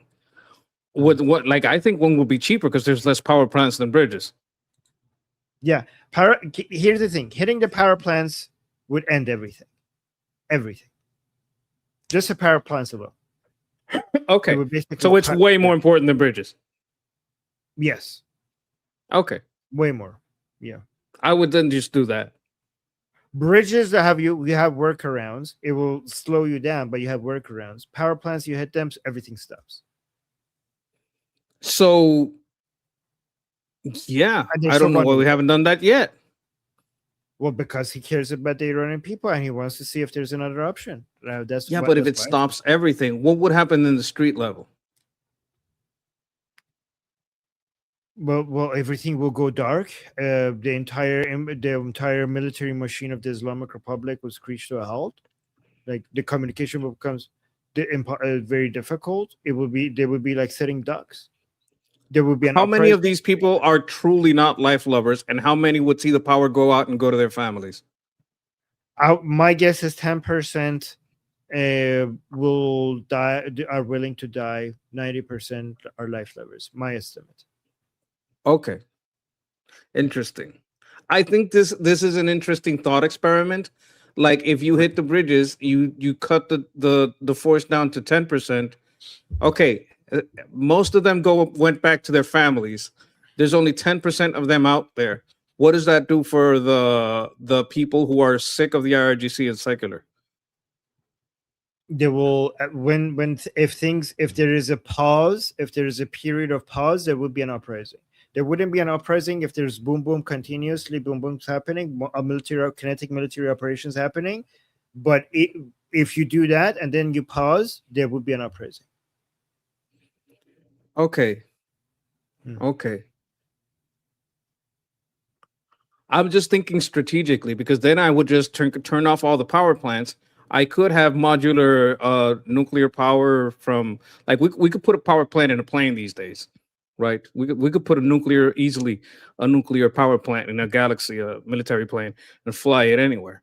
So if we are the only ones with power and we start taking over from the south to the north and vetting and training people and using the people who would be with the ops rising, well vetted, of course, we don't want well trained, so we don't get the mistake with the Contras, and well vetted, so we don't turn like what happened with the Mexican military when they become the Zetas. cartel. So if they're trained and vetted, we could like start from the bottom to the top, handing the country over to the people. I'm like, I know, I love Jeffrey, but he wants everybody trained to be a Delta, basically. I think that's way too much training. I think some people you just train so they could manage the supplies, but vet them well. Train them so they could manage local government, but vet them well and have some security around them. You know what I'm saying? Right. Yeah. I do. We should go through because I have so many clips from President Trump. My apologies. I'm just going into a thought experiment. Go ahead. No, your thought experiment was so good. That's why I didn't stop it. I was actually I wanted to go through that. So that's why I didn't stop it. Yes. Okay. What is this? How about these people? Oh, I think that we haven't played this one. Yes. And we will absolutely attack. The new site that they're talking about. I mean, how about these people? They're in this because of nuclear weapons, and they're trying to possibly reconstitute a site. We'll hit that site. Any site where they're even thinking about nuclear, we'll be hitting it very, very powerfully. Now, nobody knows except the Iranians the damage that we've done to them. We have done damage that will take them 20, 25 years to recover from. So if we left tomorrow, we had a big success. But twice confirming that he's going to hit Pickaxe Mountain. He's talking about there's a new site that they enrich uranium that we're going to be hitting here very hard. Wow. Twice he confirmed that they're going to Pickaxe Mountain is going to be hit. I told you guys. I told you. You told. Okay. Oh my God, Monkey! You're gonna remind us that it wasn't important to hit it then. Like you were right. If it was important, we would have hit it, and you were right about that. Yep. I was just like, we're gonna hit it eventually. Yeah. You know why it wouldn't make sense to hit it then? Because the centrifuges weren't even there. Like they had dug the hole to do this, but it was like empty. Like they hadn't even moved the facilities there. You might as well just let them move their very expensive facilities in there before you bomb it. Like, why would you be bombing an empty hole? I think that's the best reason why they didn't do it. Right? Yes. You'd just be closing up an empty hole. So that's good news. Oh my God. I'm sorry. Okay. You want to, we already saw this one. I read stories and they try to give you. Oh, here, this one, the them being Two-Face. Well, this is what's happening with the people that they allowed to come into our country. They shouldn't have allowed them to come in. They shouldn't be here. This is a different topic. They're radical lunatics, and I'm getting them out. We're getting them out at a pace. We've gotten rid of more than any other president. I read stories. They try and give you phony stats. I was with Tom Homan this morning. He'll give you the statistics if you want, but we're getting bad people out of our country at levels never seen before. There's never been a time when more bad people, and you take a look just here in Washington, we took out almost 5,000 hardcore criminals, most of whom came in during the open border periods of the previous administration. Well, when it comes to illegal migration, I don't think anybody could deny that President Trump has been a success. Like, I know, sometimes we praise President Trump, sometimes we criticize him. On this one topic, I think 10 out of 10. Do you agree with that? Or am I missing something? Yes, I like the Wall, Mr. Tom the Wall Homan. He is the Wall. He is the man that is holding back the tide. I think he's doing an excellent job. I think he was being held back by Obama during the Obama administration. I think in Trump's administration, he's doing an excellent job. And the reason I think it's good for this to be played for the international crowd and for the American crowd that's watching is that you should know that illegal immigration is a problem for voting, because a lot of these places have voting without ID. They even give CDL, which is a commercial driver's license, to people that can't even read, right? So there's very little vetting when it comes to even handing an ID, but also they let you vote without an ID. So making it a requirement for you to have an ID and proof of citizen to vote is very important. It could bring some oversights to these places. A lot of Latinos and Black people started voting for Trump. That sent them into a panic. And that's why there's so many laws now that you have to vote without an ID. You can't even vote. You can't even ask. If you ask for an ID, you get thrown in jail in California. So if you want to help the US, if you want to help Iran, if you want to help the world become a better place and the US become a stronger nation, you got to get the vote out. You got to make it too big, too big. And we're trying to pass the SAVE Act. That's something happened in the US. I cover more of this on my channel where we go more into US news, but I think everyone should know that this is very important. I know that the Iranian cause in the international news is very popular, but for us to have all these accomplishments past November, well, this needs to be done. Yep. That was, yeah, okay. All right, look at this. Now here, President Trump is asking if Israel should leave southern Lebanon. So let's see what President Trump says to that. When the Israeli army withdraw from Lebanon? When the Israeli army withdraw from Lebanon? Is there a clear timeline? They're in the process of doing that. They're in the process of redeploying to other sections. And again, they get along very well. That was a great agreement they signed with Lebanon, and they're redeploying. Okay. Okay. As long as, you know, again, so they're in the process of doing that. So as long as there's no shoulds for Israel and things are just, the commentary is that things are already happening, I'm happy with that. Are you happy with that? I'm happy with it. Well, if you notice what he said, he didn't say they were leaving. Did you hear what he said carefully? They're of redeploying. So that doesn't mean they're redeploying to Israel. What they're doing is leaving sections, taking sections from Israeli control and passing them on to Lebanese control. So it's basically they're jointly clearing and passing control, clearing and passing control, so that at the end, the Lebanese army takes over. This is what I'm thinking is going on. And I had heard something like this from other people. But if you listen to him carefully, I would even play that back a little bit so you hear exactly what he said. He didn't say they were leaving. He said redeploying. Yeah.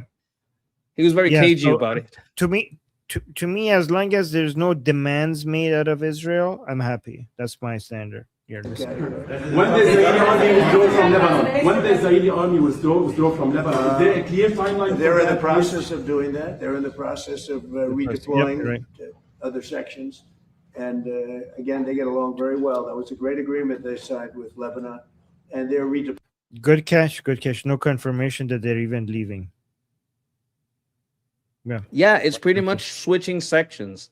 They're like basically, okay, this is clear. Here you go. This is clear. Here you go. Just passing it along. So it's like clearing sections. Yeah, it's basically running and gunning, clearing. And I showed you some videos of how dangerous it is. I sent them to you before because there's a lot of misconception, especially from our dear president. He loves buildings. He loves buildings. He builds buildings, loves buildings. But sometimes he's not aware of how booby-trapped these buildings are, the amount of explosives that are inside them, what it's like to have a rocket in a building, and you can't just pull that out. You have to basically explode the building. Sometimes when you hit these buildings, they have secondary explosions because of the high amount of explosives inside the building when you hit it. And I think it's very important for everybody to know that when we're knocking down building, it's not just for the fun of it. It's because they're full of explosives, and they were putting any family that lived there in danger too. Ooh, look at this statement from President Trump. This was about the American soldiers being killed. President Trump commented on that. Look at this. So seriously. They did slip something through in Jordan. And if we had...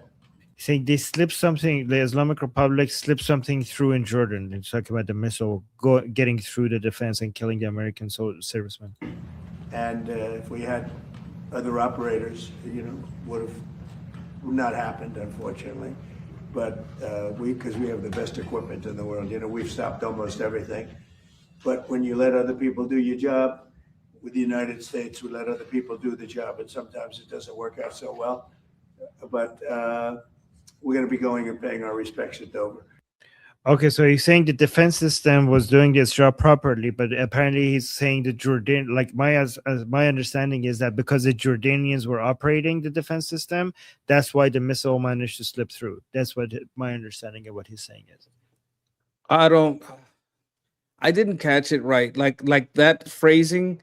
Can you run it? I apologize. Can you run it back one more time? Yeah, I could read it one and then I'll play it again. So it's saying they did slip something through in Jordan. If we had other operators, that wouldn't have happened. When you let other people do your job, it sometimes doesn't work so well. So let me play it again one more time so you get him directly from him. So seriously, they did slip something through in Jordan, and if we had other operators, would have not happened, unfortunately. But because we have the best equipment in the world, we've stopped almost everything. But when you let other people do your job, with the United States, we let other people do the job, and sometimes it doesn't work out so well. But we're going to be going and paying our respects at Dover. That is 100% true, by the way, because like we could see this in Saudi Arabia. They have the best military equipment, the most expensive American weapons. They buy it from United States, and they suck at it using it. This is the same thing with the defense system. If the Jordanians are operating it, it's not going to work in its full potential. So this is why when you're giving these countries your defense system, you also have to charge them for Americans going there and operating them as well, not just the weapons. You have to sell them the weapons, and you have to make it a condition that you also pay for our people to come and operate it, because you guys suck at this. So I have a question. How similar is the structure of command? What do you know about their military? Is it very much loyalty based, or is it merit based? Because we would have to try to do a joint operation with people that have their place because they're some guy's family, not because they rose through the ranks. So if you have people that are working, and I don't know that they just let any rank operate one of these machines, but if you have to train someone that doesn't have the skills to have it, and I'm not trying to insult our partners in Jordan. I'm just saying some people are sometimes. Let me give you an example, because I want to be respectful, right? Maybe you are a duke, right? And because you're a duke, you're given this land, right? But if you were in a different system, you would have found a passion for economics, and you would do a much greater good for your land, heading the Ministry of Finance. But because of this loyalty, they just placed you in charge of this, let's say an aqueduct system or whatever, and that's not really your calling, right? So I want to be respectful while I say maybe there could be something to do with the structure. Is it like top heavy? Because one of the problems with the Saudis is that it was top heavy, right? So the people that are getting placed in power, it's coming more from a sense of loyalty and family than it is from merit. So I would that'd be my question. I don't want to be disrespectful when I ask.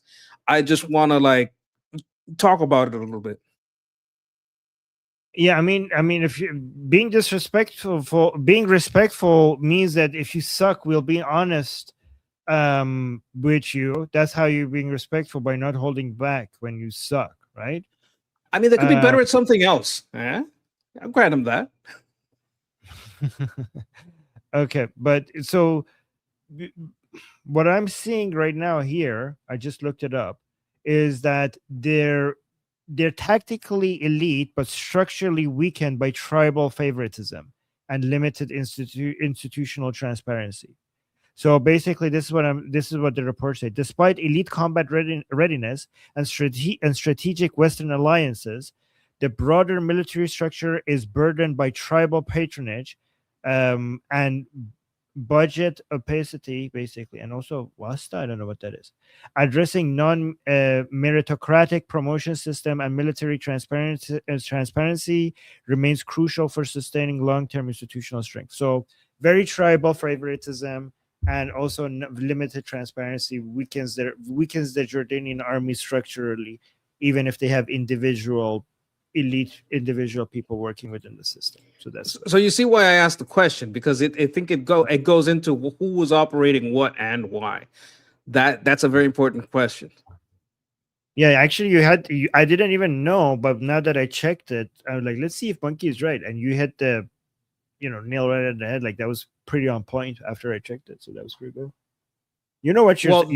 They make us proficient. Like anything we do, we have to be proficient in it. And if we're not proficient, we get fired. We get what they do. We don't get fired. We get reclassified, right? If you can't work proficiently in your MOS, which is like your job, you get reclassed. Don't worry, we'll find a dumber job for you. You will have a use for you. But you're not gonna stay because of loyalty. You're not gonna stay because your uncle's a general. It doesn't work that way. Right. Okay, let's go through what Pete Higgs had said in this meeting. Something no president's been willing to do. 47 years, they build up a conventional capability like the North Koreans did. Remember, that's how North Korea made their way to a bomb. So much weaponry that no one was willing to stand up to them. President Trump was, and it continues to this day. Iran's been given every opportunity to negotiate.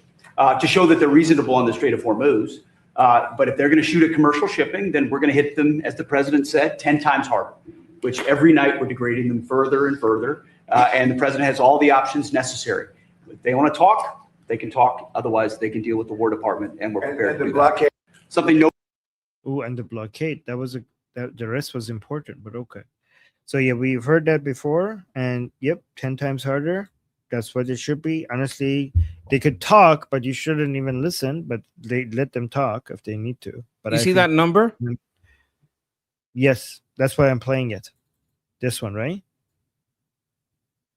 Important to remember. Yep. So that's why I'm playing it, because that's exactly. And that's official. Like this, when they say plus, is like unofficially we know it's probably more. Yes, exactly. That's what have been verified, basically. Let's see what I think President Trump is going to be talking about that here. Plus, I put a couple of them up today. Young kids, they kill them like they're. Plus. So here, the editor didn't do a good job, because he says 52,000 plus. Put a couple of them up today. Young kids, they kill them like they're candy. It's crazy what they do. They treat them so badly. They're just killing people just at random. Over 52,000 people, and nobody talks about it. Again, guys, I don't see anybody in the West who is non-Iranian keep bringing attention back to the Iranian people as much as President Trump. I hope you guys understand how much I have to appreciate this as an Iranian. There's nobody keeps reminding the Western media that is insisting on forgetting. Nobody reminds them. No non-Iranian reminds them to get back on bringing the attention back to the Iranian people as much as President Trump. I mean, I'm not somebody who like praises President Trump all the time. You know that. I get so many times people tell me in the chat that, oh, Armin, you have Trump derangement syndrome. I get accused of both, of TDS and at the same time being like a worshiping President Trump. I get accused of both. But you have to accept that on this point, no matter what criticism I have for President Trump, on this point, I can't be more grateful. Like, this is something that Iran, like I hope more Iranians understand how much we need this, and how grateful do we have to be that President Trump keeps bringing this back to our attention. I appreciate it, because it really puts things into perspective, especially the perspective that is very important here and that is not said enough, is the IRGC is not Iran. That's something everyone should know and understand. Some people make the mistake, sometimes unconsciously, sometimes with no ill intent, of saying, oh, Iran did this, Iran did that. They have no ill intent. But the more we and people like Trump cement the idea that there is a gulf between, pun intended, between the people and the IRGC, as much as there is a gulf between these countries. It's wide and it's deep. There is a very big difference between the IRGC, which are a minority of the people and a violent occupational force, and the people themselves. Perfectly said. Perfectly said. Wait, hold on. Was this the one that we just played? Yes, that was the one. Okay. President Trump talking directly to Hezbollah. Would he do it? Would he talk to Hezbollah? Mr. President, I would say this: if the president wanted me to speak to Hezbollah, he's lived with Hezbollah for a long time, and if the president wanted me to speak to Hezbollah, I would. Okay, so he's making a condition. Oh, that's so sweet. I love how they're getting along. If he wants me to speak to them, I'll speak to them. That's a lot of power. Yes. Don't make me call the Don. You heard him. If I call him, don't make him come down. If I make him, oh my God, you don't want me to call the Don. Wow. Yes. That's like, I love the bromance here. This is nice. Okay. Here's an interesting question. Somebody is asking President Trump if he thinks the Islamic Republic is trying to affect the midterms elections. Let's see how President Trump responds to that. They don't seem to be able to do anything about it. If they managed their forests, they wouldn't have the fires. Do you believe that Iran is trying to impact the midterm elections by threatening the Strait of Hormuz? They won't have any impact on me. I'm just going to do the right thing. I don't view it as, gee, we're having an election in a period of time. Everyone says, oh, I'm doing something before. No, the election, I can't think about that having to do with this. I think people are very impressed. I mean, we took over Venezuela. We now have a great relationship with Venezuela. We went to war. They don't seem to be able. Okay, so President Trump's like, yeah, probably they're confirming that they're probably doing it, and it's like, it doesn't matter. I'm just going to do what it needs to be done. I still think, you know what? If he was going to make any moves that were about the midterms, he'd say the same thing, right? I believe he understands that it is good for, there's things that, okay, let me put it to you this way. Sometimes some things can be good for two reasons, right? So you make a big move because you have them on the back foot, right? And you make a big move because of that, because you want to put them in a different position. If it just so happens that you put them in that different position before the midterms, oh well, things can coincide. Wait, so you're saying President Trump does care? Like he's just saying that? Is that what you're saying? I think he can afford to say both. Like, two things can be true. Like, let's say, let's put it to you this way. Let's say the opposite of what I just said. Let's say, he can't do a surge. He has to wait. There's no way to do it right now, and he has to wait past the midterm. Would he make a big move just to satiate the midterms? I don't think he would. I don't think he would sacrifice something tactically for the midterms. You understand what I'm saying? So yes. if these things align, he would do it. If they wouldn't, he wouldn't do it. You understand what I'm saying? Like, it can be that it's good to do a surge before the midterms, but if it was bad to do a surge before the midterms, I don't think he would do it. Just for that political win, if it made things worse on the long run. That makes sense.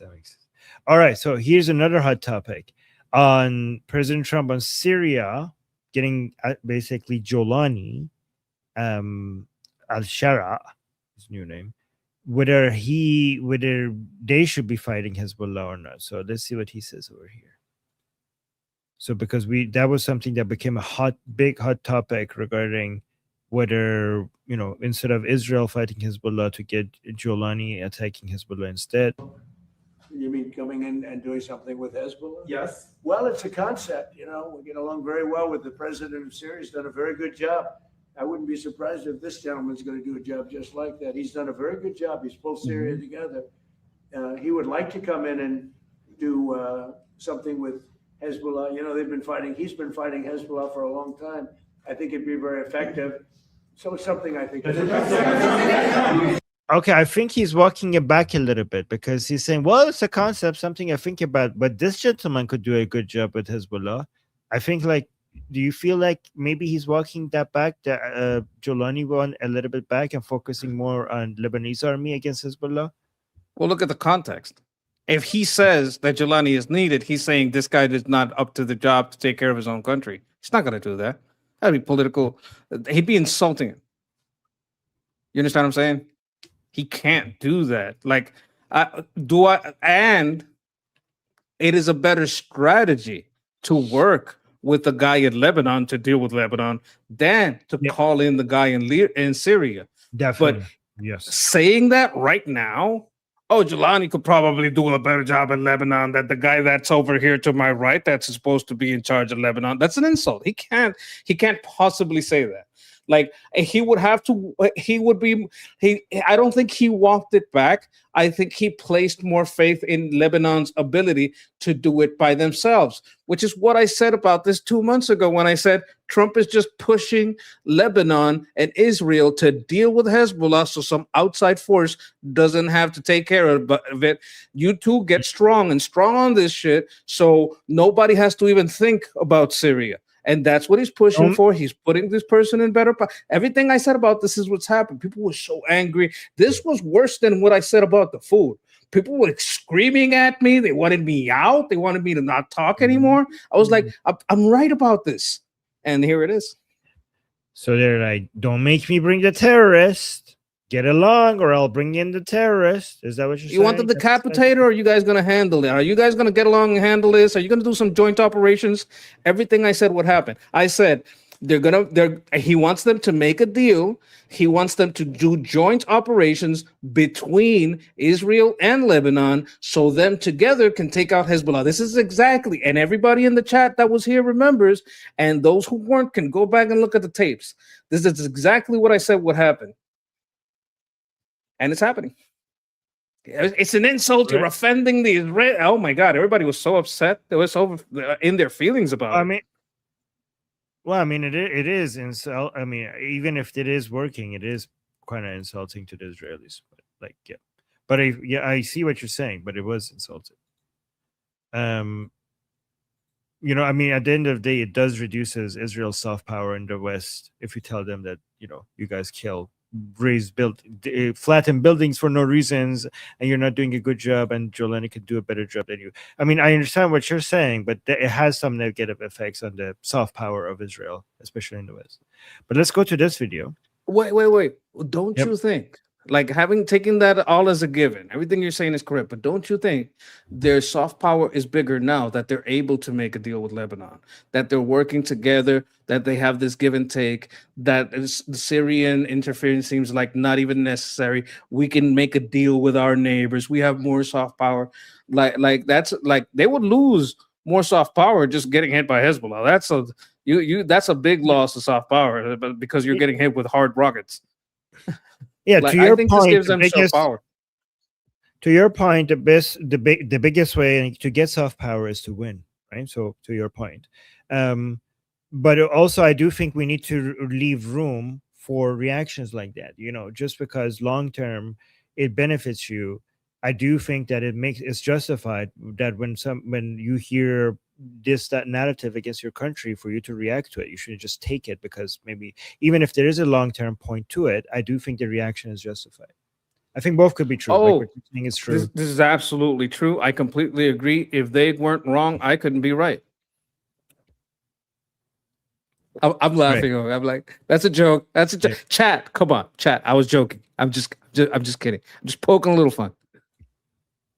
Right. Yes. The Israeli response to those comments against their country was completely justified. That's all I will say. But anyways, let's play this one. To protect our men and women, and it does not make me feel good. Does not make anyone feel good. We lost a young woman from Carrollton, Texas, and this is a sad reality of war.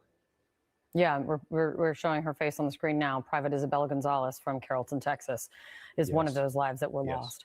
When you look at those lives lost, you understand that you say they're back at war. Do you feel like you have been sufficiently briefed on what the president's strategy is with this war now? I do Wait, believe hold it I one have, second. Several. You don't have to brief. The commander in chief doesn't have to brief everybody about what the strategy is. That's ridiculous. That's a ridiculous question. Do you feel that you have been sufficiently briefed as a member of the Senate of Congress? That's not something that the commander in chief has to do. These people aren't in the military. They might have a leak. They might have a leak in their office. They don't have that's not their job. Go ahead. I'm sorry. I do believe I have. Several weeks ago, I stated that the administration needed to make sure that they provided members of Congress with that. They are now moving forward to hit key rail sites, key sites of traffic. I'm very happy with what I see from a perspective of, instead of just fighting this war, hoping that the Iranians would sooner come to the table or later, we now are going to force this issue. And it is not going to be easy, but we're now going way deeper. A series of at least one B-52 came and delivered what would have been an entire armament from an aircraft carrier in one opportunity. They flew from the United States to do this. So the administration is taking the steps that will be necessary to put a real pinch on the Iranians, and I am very supportive of it. Oh, he just said everything. Yeah. He just said the whole plan, like everything he learned in the briefing, he just put it out there. Maybe that was supposed to be public, but goddamn, this is why you don't tell. If any of that was secret, I'm like, oh, this is why we don't tell you things. Well, look This at is this it. caption, right? Look at this. He's a Republican representative, I think. Yeah, Pete Sessions on the 2 U.S. soldiers who were recently killed in Jordan. This is a sad reality of war. And then look at this caption. However, he says he is very supportive of Trump's objective in Iran. Look at this, Monkey. Respond to this. Has he asked his constituents what they think? So what do you respond to Yeah, this? they voted for him. That's how these constituents say what they think. They say, we think you're good at checking this stuff out for us. That's what a representative government does. Yeah, You don't that's get what I think. you don't I get think to it vote makes on him every decision. We don't have to direct democracy. Yeah, that was exactly what I was going to say. I think he's confusing representative democracy with a direct democracy that we don't have anywhere in the world, by the way. There's a I new think clip. Athens had something like that, and it went terribly. Yeah, not even they, because they had a direct democracy for male landowners. It wasn't for slave. It wasn't for women, right? So that, not Okay, even but you they know had a it. little bit more about this than me. Did it work out terribly? I heard it went real bad. They made a lot of dumb decisions. Killed some of their best people just because of that. I mean, things went well for them for a long time, but that was mostly because because slavery. They were making a lot of money from slavery. So. Oh, okay. Yeah. Okay, but they look at didn't this. they didn't represent the slaves at all. No. But like Athens. Did you know that Athens with the philosophers and everything? You know why they had so many philosophers? Because they were making so much money from the slave trade. That's why they had so many philosophers from Athens, because everybody was busy at home thinking, because they didn't have to do any work because they had so many slaves. So we're gonna get robots. Right. So yes. All right, look at this new clip from Prince Reza Pahlavi. My position as a transitional leader is I'm not the destination. I'm a bridge to the destination, number one. Number two, in order to be a neutral arbiter, I'm completely above the fray. I'm not taking sides, either for a monarchy or for a republic. My job is to make sure that there's a healthy debate, and at the end, people decide what is it that they actually would prefer to have as the final form. You know what? He has been saying that for the past more than 40 years. Same thing. I'm not here for monarchy or for republic. I'm here to make. I'm fighting for the Iranian people to be able to make their own decisions. And people are like, oh, he's bringing monarchy back to Iran. And like like, I don't know how many times he has to repeat this. Like, no, I'm just gonna fight for the sovereignty of my people. That's what I'm fighting for. I'm not gonna push for any sides. For 47 Look, years, he has been repeating this. It's hardest to wake the people that are pretending to sleep, and it's harder to explain to people who don't want to understand. I'm just glad we took this MOU, we made an escrow account, we got the money here for the transitional government, so things are kind of ready to go. So thanks for signing that MOU. Now we have the legal framework to hold your money for whoever is the government, transitional or not. Right. Okay, wait, what is this one about? Hold on. Oh, this is a big deal. This is like the continuation of the what is it called when people leave the body of the regime? I forgot what that's called. There's a word starts with D. Anyways, so the continuation of that happening. Watch this. Desertion. I began receiving some DMs in my social media by elements that say, I'm a Basiji in Mashhad, or I'm a member of the IRGC in such and such country. We hate this regime. We're not with them. We're looking for an opportunity to break away, blah, blah, blah. It was really a casual. And when I said to the media that, oh, sorry, this is defection. Sorry, that's a different word. Sorry, guys. Yes, so this is Princess Pahlavi is confirming that. By the way, they hand this to other people. They have a framework for collecting this, but he's just confirming that this continues to happen. We're looking for an opportunity to break away, blah, blah, blah. It was really a casual. And when I said to the media that I'm in touch with elements like that, it was in that context. It's not that, like, in fact, talking to the IRGC command, not at all. Oh, let me give you the context. Now I see what's happening. So people were saying that he came out in an interview and said he's talking to IRGC people, and people were like, oh no, Princess Pahlavi is like part of IRGC, he working with them. And like, no, you idiots, there are people for like there's lower level people who are defecting and are basically coming and saying that we want to work with you. He's talking about that. People, this is the major accusation against Princess Pahlavi, because he said this at one point and everybody clips that out of context and makes it seem like he admitted that he's working with the IRGC.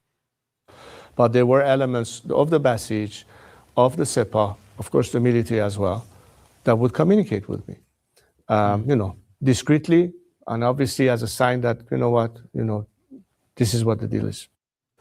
Yeah. What is this Sepah? Sepah is IRGC. Sepah Pasdaran Enqilab Islami is IRGC. Sepah. Okay, so when you mistakenly said another word for defections, what was that word? Desertion. Oh, okay. I was like, oh my God, did he say defecations? Of course there's going to be more defecations. They're crapping their pants over there with all the bombs. Oh, okay. That's way better. Yes. Okay. I made a mistake. Sorry. Okay. I promise after this, we're going to go to just super chats, just 2 more videos. Now that I showed Princess Pahlavi, I just want to appreciate Asman Gold for supporting Princess Pahlavi. And I watch him every day, and he's very much on the side of the Iranian people. He wants to eliminate the IRGC. He's sick of Hezbollah. He's sick of Hamas. Like, I've been watching this man it took time and realization. Like, at first he was like, wait a minute, this guy wasn't even a real journalist. Like, he's had the kind of slow realization of what's really going on that a lot of people had in the USA. And for anyone that follows him and has seen the shift, it's so refreshing, especially because he's such a powerful voice. I think he's also like he sometimes features things that Neo says, things that Goldie, like he says she's great. Like he's pretty much on the side of the Iranian people, not the IRGC or Hezbollah or Hamas. He hates those people. He hates the Houthis, especially because one of the guys who talks a lot of crap about him, Hassan Piker, supports the Houthis, and that's how he kind of came to understand.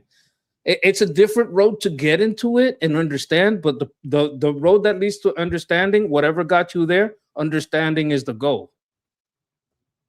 True. Okay, let me just play this because I love this clip. 90 million people watch this guy. One thing that a lot of people said is that this guy doesn't, for whatever reason, he doesn't represent Iranians or for some other variation of that. Whenever they turned off the internet, he lost 30 million average viewers on his videos. It's almost like all of the Iranian people over there were watching it. Like he put 2 and 2 together in a way that nobody else, like none of the Western media did. Like that was pretty amazing. He did it a long time ago. That's a very old clip. I saw that live. I know. No, I know this is old. He's become even a stronger defender of, like, I feel like kind of proud because this guy, I love this guy. What can I say? I'm a fan. And when you say you're someone, I never knew him to be like, know much about this stuff, be more against intervention. And when someone you're a fan of turns to your cause or like something you care about and starts embracing it, it feels so good. Right. Yeah, I knew this is old. I just wanted to remind people because this clip came out and went viral exactly when the entire world was being skeptical of Princess Pahlavi. So that's why I wanted to just bring it back and remind people. He also has a lot of Jew haters in his chat. He argues with them constantly. Okay, and he doesn't ban them. He argues with them. I appreciate. I No, really he bans respect them. He bans them all the time. But hey, you do your thing. Okay. Trying to make a point here, monkey. But anyways, I want everybody to also remember Isabella Gonzalez and all our I just saw this video. I do think there needs to be more videos made of the other fallen as well, but I saw this, so I wanted to share that with you guys.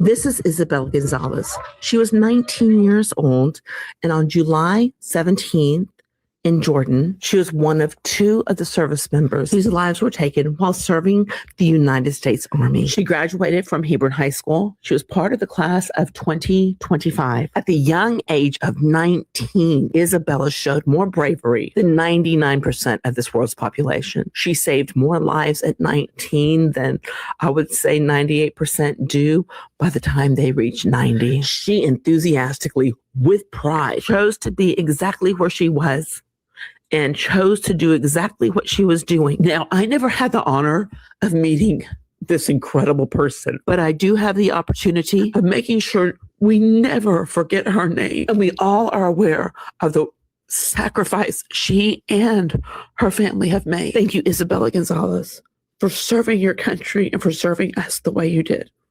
I'm going to ask that you please share this video and please remember who Isabella is and what she did. Thank you, Isabella. Thank you. I mean, this, like, if you got a kid that's that age, it hits so hard. Like, this could have. This could have been one of our little ones, you know. Like for people that got kids, this hits. Like this is, and it makes your hair stand up. Like, you know, you understand them, you recognize their bravery, you know that you know their sacrifice is not in vain. But like when you've held a little creature in your arms and then seen them grow up to be pretty much a different version of that, it's oh man, I don't know how to explain it. Yeah, I just want to thank Monkey and everybody else who has served. Thank you for your service, and also thank all the families of anybody who has been affected by anyone, not just Isabella, but anybody who has given the greatest sacrifice to protect their country, but also in effect protecting the world. I know the goal is not to protect the world, but you end up doing it anyways, because and the whole world benefits from what you sacrifice. And me, as somebody who is not an American, I appreciate you. I appreciate all of you, and I hope many Americans also see your value and appreciate you the way that you should be appreciated. So thank you again for your service. Thank you. You know, my girl wanted to go, and I told her, look, you got to go to college first. If you're going to go in as an officer. But, like, it goes through your mind. Like, if I wouldn't have said that, would have she been enlisted? Would she be in that situation? You know what I mean? Like you couldn't. I can easily see myself being in those shoes, and I know that it's a tough road to walk. Yeah, I can't even imagine. Yeah. Okay. Let's go through the. Hold on, let me see if I could find something before I go to your comments. Can't find it. All right. There we go. Found it. All right. Let's go through the super chats. Yes, the Jew hater saying Americans' joys are slowly realizing their air defense systems are utter shit. The American air defense has been objectively been proven to be the most effective air defense in the world. And it's not just me who's saying that, but it's also the Islamic Republic own analysts say that. Maybe, I know you don't trust us, but maybe go watch your own officials. They are saying that. They are admitting that on state TV. Maybe actually pay attention to the narrative that comes from your own people. One thing that needs to be remembered here is that there is a problem where systems like the IRGC and some other systems in the Middle East that are not merit-based, and that goes from the markets into how you promote people. When it's not merit-based, you don't have the kind of operators you need to make equipment function well, and that's part of the problem that's being had here. And just to underscore that, that's why we have one of the best systems in the world, and that's probably why the IRGC is failing so hard, because it's about loyalty and position and family. It's not about being the best of the best. Right.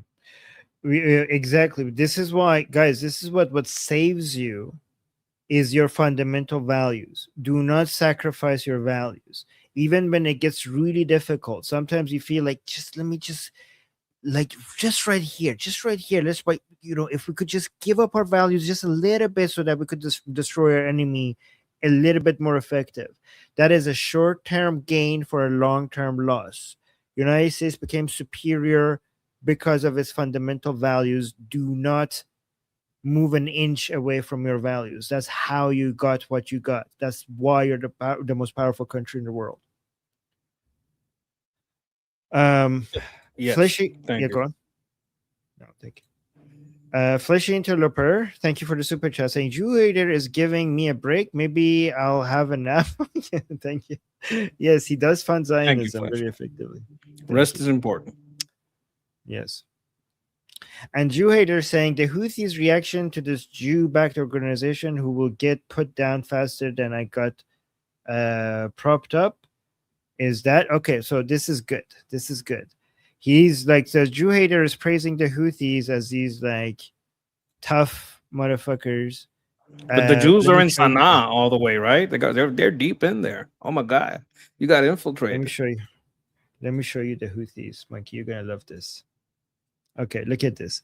In Yemen, 90% of men and 50% of women chew khat daily. A quarter of all their household income is spent on this plant.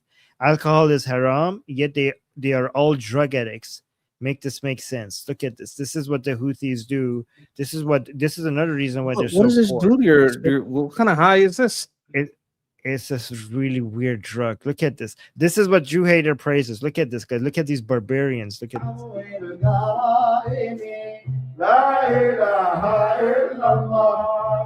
You see on the ground? They chew it and they throw it on the ground in front of them. Like tobacco? That's all spit. That's all spit. That's all chew that spit it, like chew that plant, spit it on the ground in front of them.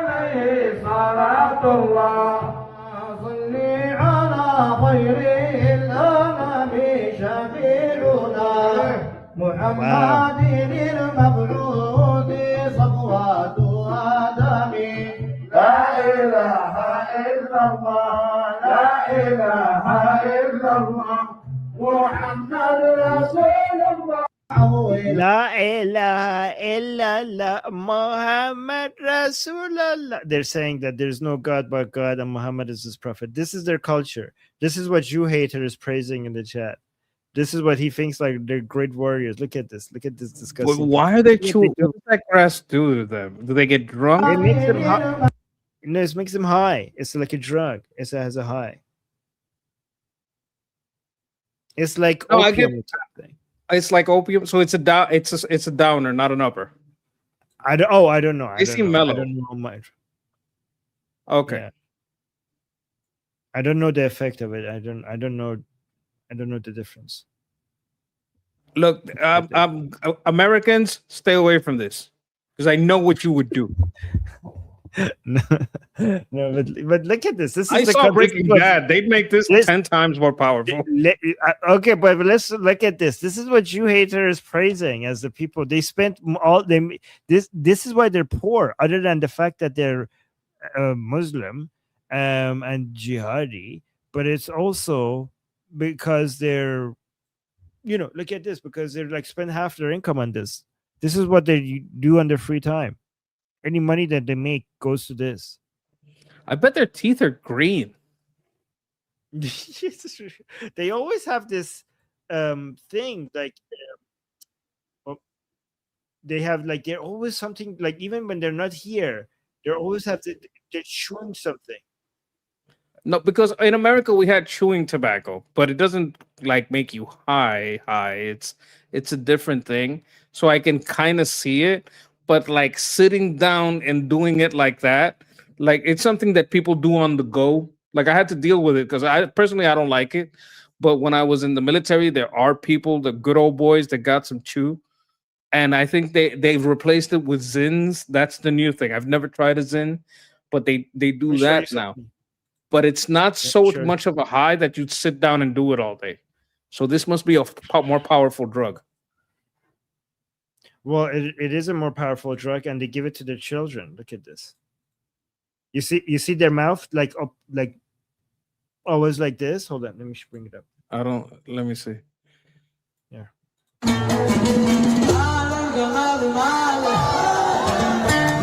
You see that they I don't know what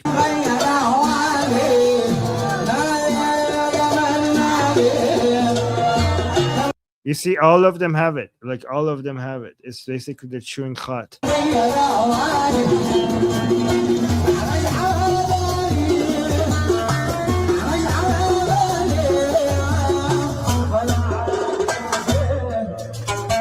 Look, everybody has it. It's just they look so weird. They all look so weird. Oh my god, it's such a weird. This is, you know why this is also terrible?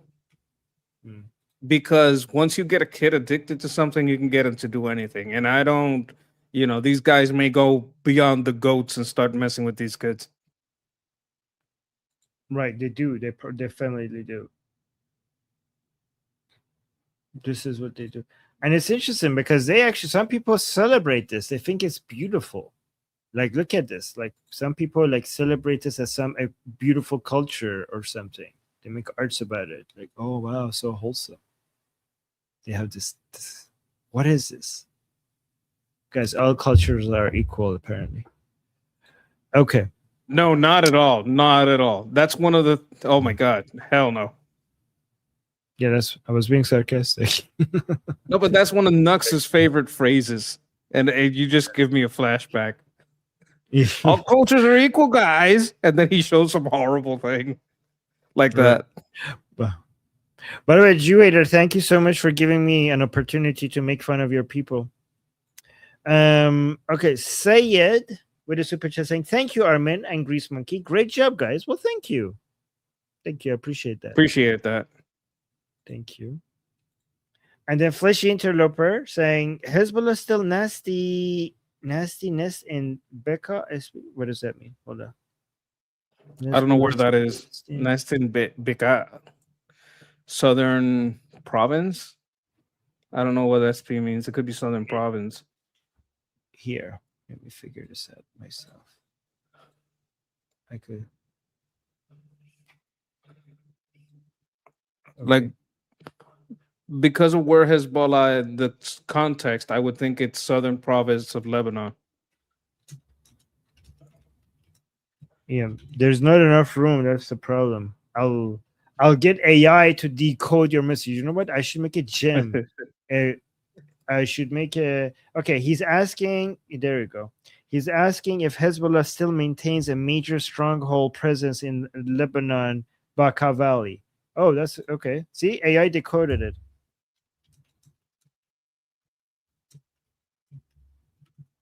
So, guys, now if you send us coded short messages like that, then yes, Bekaa Valley remains one of Hezbollah's primary strongholds and military hubs in eastern Lebanon. It has been heavily targeted by Israel airstrikes during recent escalations and faces increasing pressure from the Lebanese government. Hezbollah still maintains an active, organized, and military infrastructure in the region. Okay, so guys, now if I can't decode your super chats, I'll just give it to AI and they decode it. Thank you. And then confetti for Israel. Thank you, Fleshy got us to confetti. I was close. Like I'm almost as smart as a gem. Yes, as a gem. You are a gem. Oh, that's so sweet. Stop it! You're gonna get a monkey hug. Oh my god.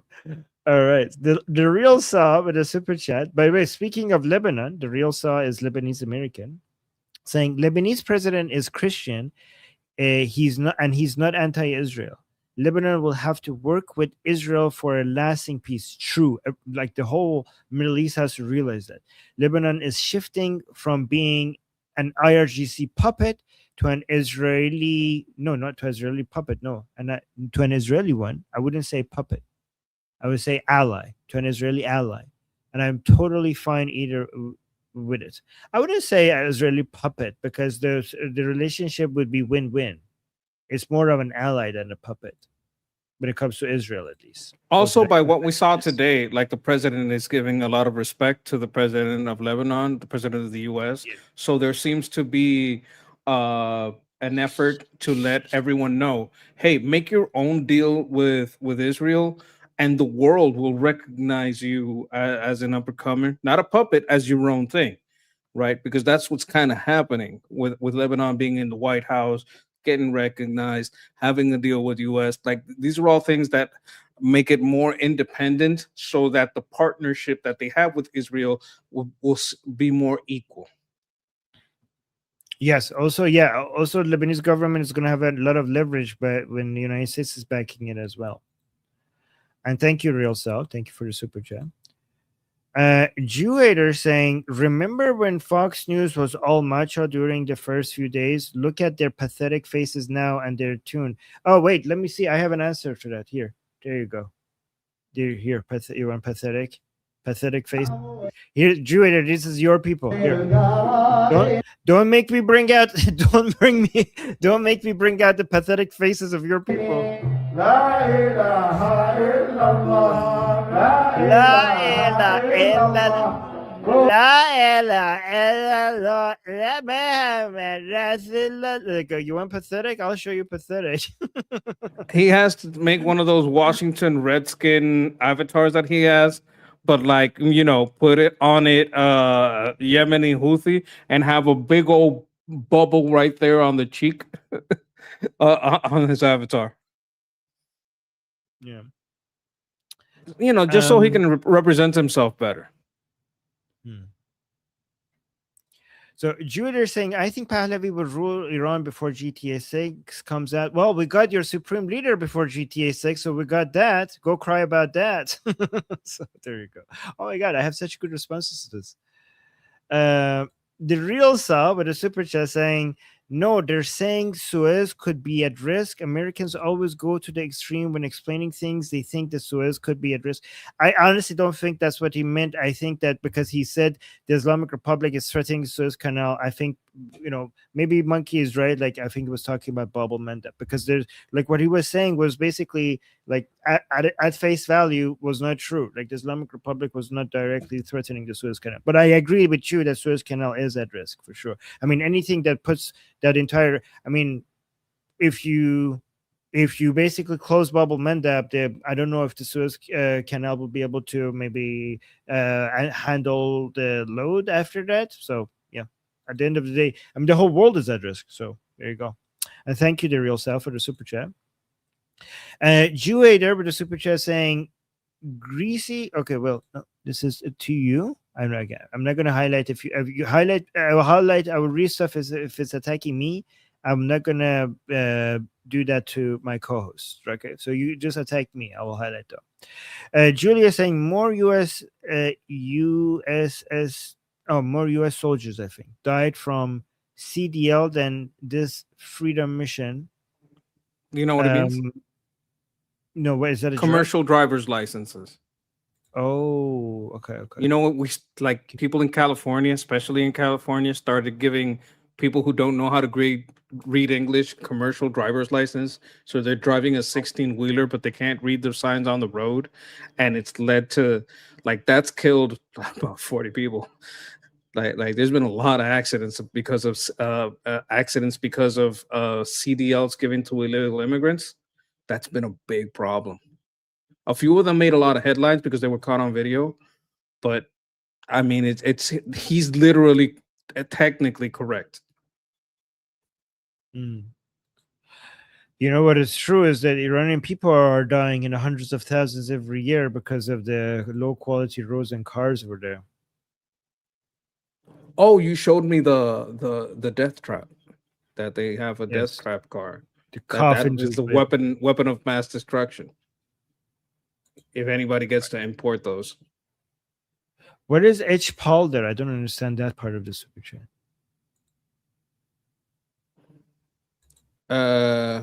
Bepish. What does Bepish mean? That's the Bepish thing in the is, song. let's go. Yeah, the Bepish. I know that part, but H. Paul, I don't know. H. Paul Bepish. H. Paul Bepish. Okay. Thank you. I don't understand that part, but we got the rest. And thank you for the super chat. Vashi saying, Monkey is sus. Why you on Grinder? Or Monkey, why you No, on Grindr? I'm not. I'm saying they should get on all platforms. I'm not saying I'm on all platforms. I'm saying they should block the because you gotta understand, Mustafa's probably on Grinder, so you gotta block them there too and say no, don't message me on Grindr, Mustafa. You have to like say it publicly that you want to deal. Mushtaba is not on Grinder. They don't allow children on that app. Oh, I like that one. That's a good hit. Yeah. Okay. All right. Zip Gun with a super chat. Thank you so much, Zip Gun. Saying, can the Lebanese Speaker of Parliament be trusted? No. It's too Shia. The speaker. No politician is trusted. You watch them closely. You check their performance. Right, you're right. Actually, no politician. Exactly. It's based on interest. It's not based on trust. That's always the rule. It's based on interest and power. It's not based on trust. But if the question, so I'll adjust the question and a little bit. Is he our ally? No. Is Shia, right? Because they're Hezbollah. They're close to Hezbollah. I don't know him specifically. I imagined it was something like that, but I tried to give like my smartest general answer. Politicians, you don't just trust them. You observe and you check for results. So the way that it works in Lebanon is like kind of works like the opposite of that in Iraq as well. But it's basically the president, the prime minister, and the speaker of the parliament. They all have to be from specific religious groups, right? So the president has to be like Christian in Lebanon. Like you can't have a non-Christian president, right? The head of the parliament has to be Shia. Am I getting this right? Yes, Shia, and the prime minister needs to be Sunni. So that is an odd way to split power. Like I get it, but like you explain that to an American, they're gonna be like, "Wow." So who is the atheist? Who gets to be like no, what about the administrator of waste management? Like wouldn't they all be religious and insult the atheist? Gang up on them? I don't know. But they probably excel and become the most important job just to outshine. But did you know that the president in Lebanon has to be a Christian? I had no. This that? is wild to me. This is the first time hearing about this. Yeah, this is what they came up with to end the civil war in Lebanon. Yeah, Texas says splitting it by religion is wild. Like to Americans, that's like whoa. But I guess in the Middle East, normally you just have to be like all Sunni or all Shia in a lot of these countries. Yeah, so the head of the parliament is Nabi Berri, which is very, very close to Hezbollah. Which, because I mean they have to be, he's the head of the Shia part of the government, right? And the Shia part of the government has been completely infiltrated by Hezbollah. So that's why we don't trust, well, we don't trust anybody, but that's why that part of the Lebanese government is still considered the enemy. So basically we got 2 out of 3. We got the presidency, we got the prime minister the prime minister office, but we're missing the parliament. The head of the parliament is against us and pro Hezbollah. I got a super short question on this. Earlier, we were speaking about the Iraqis trying to get their Shia brought out. Now, are there parts of Shia that are against what the IRGC is doing, their type of government? And if you could get one of those Shia that goes against the IRGC, would it make it easier to pull the rot out or get whoever is in charge to more side with like, hey, I'm Shia, but I'm not with the rot? Because this brings me to the same problem that Iraq had, and having a strong relationship with Lebanon might help them get that rot out like they did over there. So yeah, if there is a Shia segment that hates what the IRGC is doing, let them get some power. There definitely is, and it's not as big as Hezbollah. And many Shia, there are some Shias who don't like Hezbollah, but they're afraid what will happen if Hezbollah loses all their gun. They think that the Sunnis and the Christians will gang up on them and massacre them if Hezbollah goes away. So we need to basically get the confidence of more Shias in Lebanon that that's not going to happen. So there are some Shias that don't like Hezbollah, but they're like, this is the only protection we get against the Sunnis and the Christians. They would have to be more secure in their safety in the government to let them like, I don't care, we get along fine. Yeah, let's get rid of Hezbollah because we're done with war. Yeah. By the way, that's also because of a lot of years of Hezbollah propaganda that you might not like us, but without us, they're gonna come and rape your children or whatever, or something like that. I mean, to be fair, Hezbollah has a lot to work with because it was like a 15-year civil war in Lebanon. That was a nightmare for everybody. So they work on that nightmare. All right. Selectivist with a super chat saying Trump about to MOU the shit out of the Islamic Republic. That's good. I'm surprised I almost got that right. That was pretty good. Oh, wow. That's pretty good. Love that. He about to, yeah. Okay. And then Fleshy Interloper saying for Jew hater, win harder, it is going so well. Yes, Jew hater. I think he abandoned us. He left us. He got tired of winning so much, so he gave up. So yeah, Jew hate. That's a very He's good out grazing. Yeah. So Fleshy Interloper, you're right. Jew hater. If this is what winning looks like, please keep winning. Please win more. Please keep winning 10 times as hard. If you keep winning like this, there will be nothing left out of you. If you keep winning, Legislator, you and the Islamic Republic, if you keep winning like this for just a few more months, there will be nothing of you left. All right. Okay. Justin with a super chat saying, Jew hater, I've missed you, you little poop, you little shit, you little shit. Oh my god. Okay. Where have That's a you good been? description. Yeah. Did the boom boom stop long enough for you to come out your rat hole? How's that wind going? Okay, you guys are funny. That's great. Okay, and then we got another super chat by Push Up saying Hark within artillery. I always have a hard time pronouncing that. Range holding would be costly. Yes. Yeah. Hark, I mean, it's not impossible, but it is more difficult. But go on, Monkey has more in experience in this. Go on, Monkey. Unless you hold everything within that artillery range as well, right? Like you could bomb everything that is within artillery range if you have a good assessment, ground penetrating radar, and satellite imagery, and you do all the analysis that you can so that you know where the artillery is. You would take it out before you took the island. That would be like that would be like the main goal, right? That would be part of your prerogative, part of your, part of your mission statement, condition, task, standards. You would want to take that out. Absolutely. All right, let's go through rapid fire short answers to each super chat because we have to make sure we don't go Got it. over 3 hours. Yep, thank you. And then let's go, Michelle. Oh yes, thank you. Saying I'm worried about the Iranian people. I'm worried about the Iranian people. In the U.S., we kind of know if we live around where the government things are going on. Do the Iranian people know? Oh my God, you're so kind, Michelle. Saying, do the Iranian people know to stay away from areas where the IRGC is operating?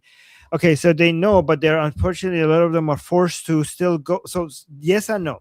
Sometimes they know. And recently, I showed you that some students in southern Iran had to keep going to their exams, their final exams, even though they were right next to a base, military base, and their school was not canceling their exams. So some of them were writing goodbye letters and posting it online while they're going and doing their exams.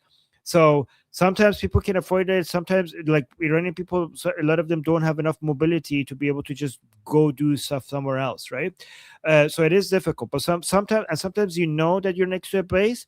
But the problem is sometimes there are civilian facilities that they keep stuff in them that they are not supposed to, and then the Iranian people find out that they have been living next to something that could be a target for a long time. But I so much appreciate that is such a nuanced understanding of what the concerns are and the fact that you care about that. Like, I really appreciate you guys. Like, I don't know how to express this, and I know I said rapid fire. But this is I just wanted to say I'm so grateful for your level of care. Americans are very worried about making anything worse. That's our nightmare, is making it worse for the Iranian people. You're not. You made it so much better. You have caused a devastating blow to the Islamic Republic, and honestly, United States and Israel have done something that nobody was able to do. Nobody has done for the past 47 years. So, the Islamic Republic has been weakened to a degree that we didn't imagine could be possible at this rate because of United States and Israel. So, and we appreciate that. Zipgun saying President Trump is a lame duck. He's worried about legacy, not midterms. What do you think, Monkey? Do you want to respond to this? Well, lame duck usually means that he doesn't have Congress and Senate, right? Like he's in his second term, but he doesn't have the political power to get anything passed. So I wouldn't say he's a lame duck yet. We have to pass the midterms to know. I think that's what the term lame duck means. Like you're in your second term and you can't control anything. He's not like maybe that term is different. People use it differently. Like I could be wrong about that term, but as far as I know, lame duck means you can't get a lot accomplished because you don't have the Senate and the Congress. Yep. Thank you. And then let me just rapid fire. Justin See, saying, I okay, understand so I'm Iranian- hearing that. I'm sorry, I'm hearing that Oh, it just means that he can't be reelected. Well, that gives him more power because he doesn't have to worry about it. He could just do whatever he does. That, he oh, wants. that's what Zip Gun meant. He doesn't worry have to be. He doesn't have to worry about midterms because he doesn't have to be reelected. I Okay, thought it that's- was a combination of that and not having Grab- the support. My bad. No worries. Thank you for the correction. Justin is saying, I understand Iranians appreciate Trump reminding everybody how many have been executed and massacred yet, but I believe he's also setting the political precedent for upcoming operations. Remember Syria 2017? Yeah, you might be right, but at the end of the day, he's reminding everybody about the massacre. So both could be true at the same time, and I think that's what you're saying as well. And I mean, one way or another, we all grateful and we're appreciative. We appreciate that he's doing that. And thank you, Justin. Zip Gun with the super chat saying the Lebanese are done with foreign fighters on its land. 100% true. 100% true. Your understanding is correct. And the real star is saying a weakened Hezbollah would push Syria shit in. Yes, unless we could replace a weakened Hezbollah with a strong Lebanese government. And the Americans and Israelis backing it. So that's good. But that is correct. That's a good thing to be mindful of. Amir just got us 5 memberships gifts. Thank you so much, Amir. Really appreciate the gifts for the people in the chat, always supporting us. Nima saying Jew hater is as significant as his picture. Go Birds. Okay, well, yes. I mean, he's pretty much. And go Birds. I don't know what we're supporting, but yay, that. I think it's the team because the team changed. Yes, sports. Yay, sports. Thank you. Zip Gun with a super chat saying Khat is related to speed. Okay, speed is like meth. Oh, okay. Well, usually guys, speed means let's be careful. By the way, YouTube, we're against people using these stuff. Bad drugs are bad. Okay, guys, do not use drugs. Okay, thank you. Do not use. Do not graze. Do not graze. What? Okay, push-ups with a super chat saying grounding hot takes up most of their water on growing, and it will cause famine. Oh, what did I say? Fucking hell, man! You said grounding. I don't know what did I. Sorry, guys. I don't know. I'm so tired. I can't read. It's all caps. I can't read it when it's all caps. That's my excuse. Growing, guys, it's all caps. Okay, sorry. Growing hot takes up most of their water. Famine. Okay, it will cause famine. Yes. Oh my God. Let's move past that. That was bad. I don't know. Okay, room temperature IQ. I think you're talking. He's not talking about you. Here. That's someone else. No, that's who he's talking about. You're just that's tired. What he's talking about. Sure. I'm just tired. English, my second language. That's my excuse. Damn it. Okay. Okay, hold on. Miss Hypnotic is saying hot that. Oh my God. The leaves act like mild methamphetamine. Okay, I don't know. Methamphetamines. That's speed. That's Breaking Bad stuff. Don't do that. Don't explain it. Don't explain it. YouTube might get upset with us. Yeah, drugs are bad. Don't do drugs. Okay, cyber coaching saying Jew hater is taking pay to play way too literally. Yep. Okay, it is. I mean, he's gone. I wish he was here to see how much. I think he is here, so he's in the background. But I think he's giving up because he sees that every time he comes here, we humiliate him. Maybe he likes it. Maybe he likes being humiliated. So that's a kink I've heard. Lame duck equals second. Okay, yeah, we got that. And Monkey was right. Yeah, I was right. Correcting us. Yes, you were correct. So you were right. So the correction to the correction. End of the second term without the majority in both houses. Okay, so I learned something as well. I didn't know that. Yeah, guys, Monkey and you guys learning a lot about U.S. politics. So thank you for that. This is an exchange program. I give you the Iranian politics, you give me American politics. Okay. I'll see you guys soon. Monkey. Okay, wait. I'll see you guys in 1 hour in our discussion group. Guys, make sure you come to our discussion group over here. I'll put the link to our group discussion. We're gonna have a group call pretty soon in about 1 hour. Oh, I'm sorry. I was putting my link. My bad. What? No, hold on. We are link in the chat. link in the chat. You guys could come and join our group call. It's in the chat. And then also make sure, if you don't want to come talk to us in the group call, make sure that you subscribe to Liberty Politics, because it will be live over there as well. So let me put the link to that in the chat, to Liberty Politics, so people who are watching us in other places to come subscribe to Liberty Politics. And also, here's a link to Monkey's channel.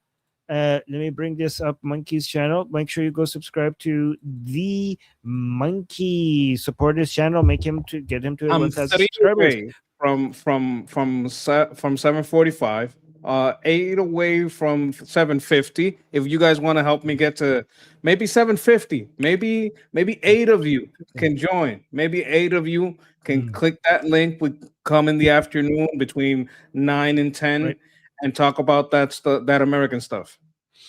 All right, guys, we're going to go and get ready for our group call in the discussion group. Again, once more, if you want to join us, the link is in the description. The link is in the QR code at the top right. The link is in the bio of Liberty Politics YouTube channel. And we'll either see you there or on the live stream in 1 hour on Liberty Politics. And until then, I'm Israel Chai, Slava Ukrainia, Cuba Libre, Long Live America, Javid Shah, Payende Iran. Mwah. Peace.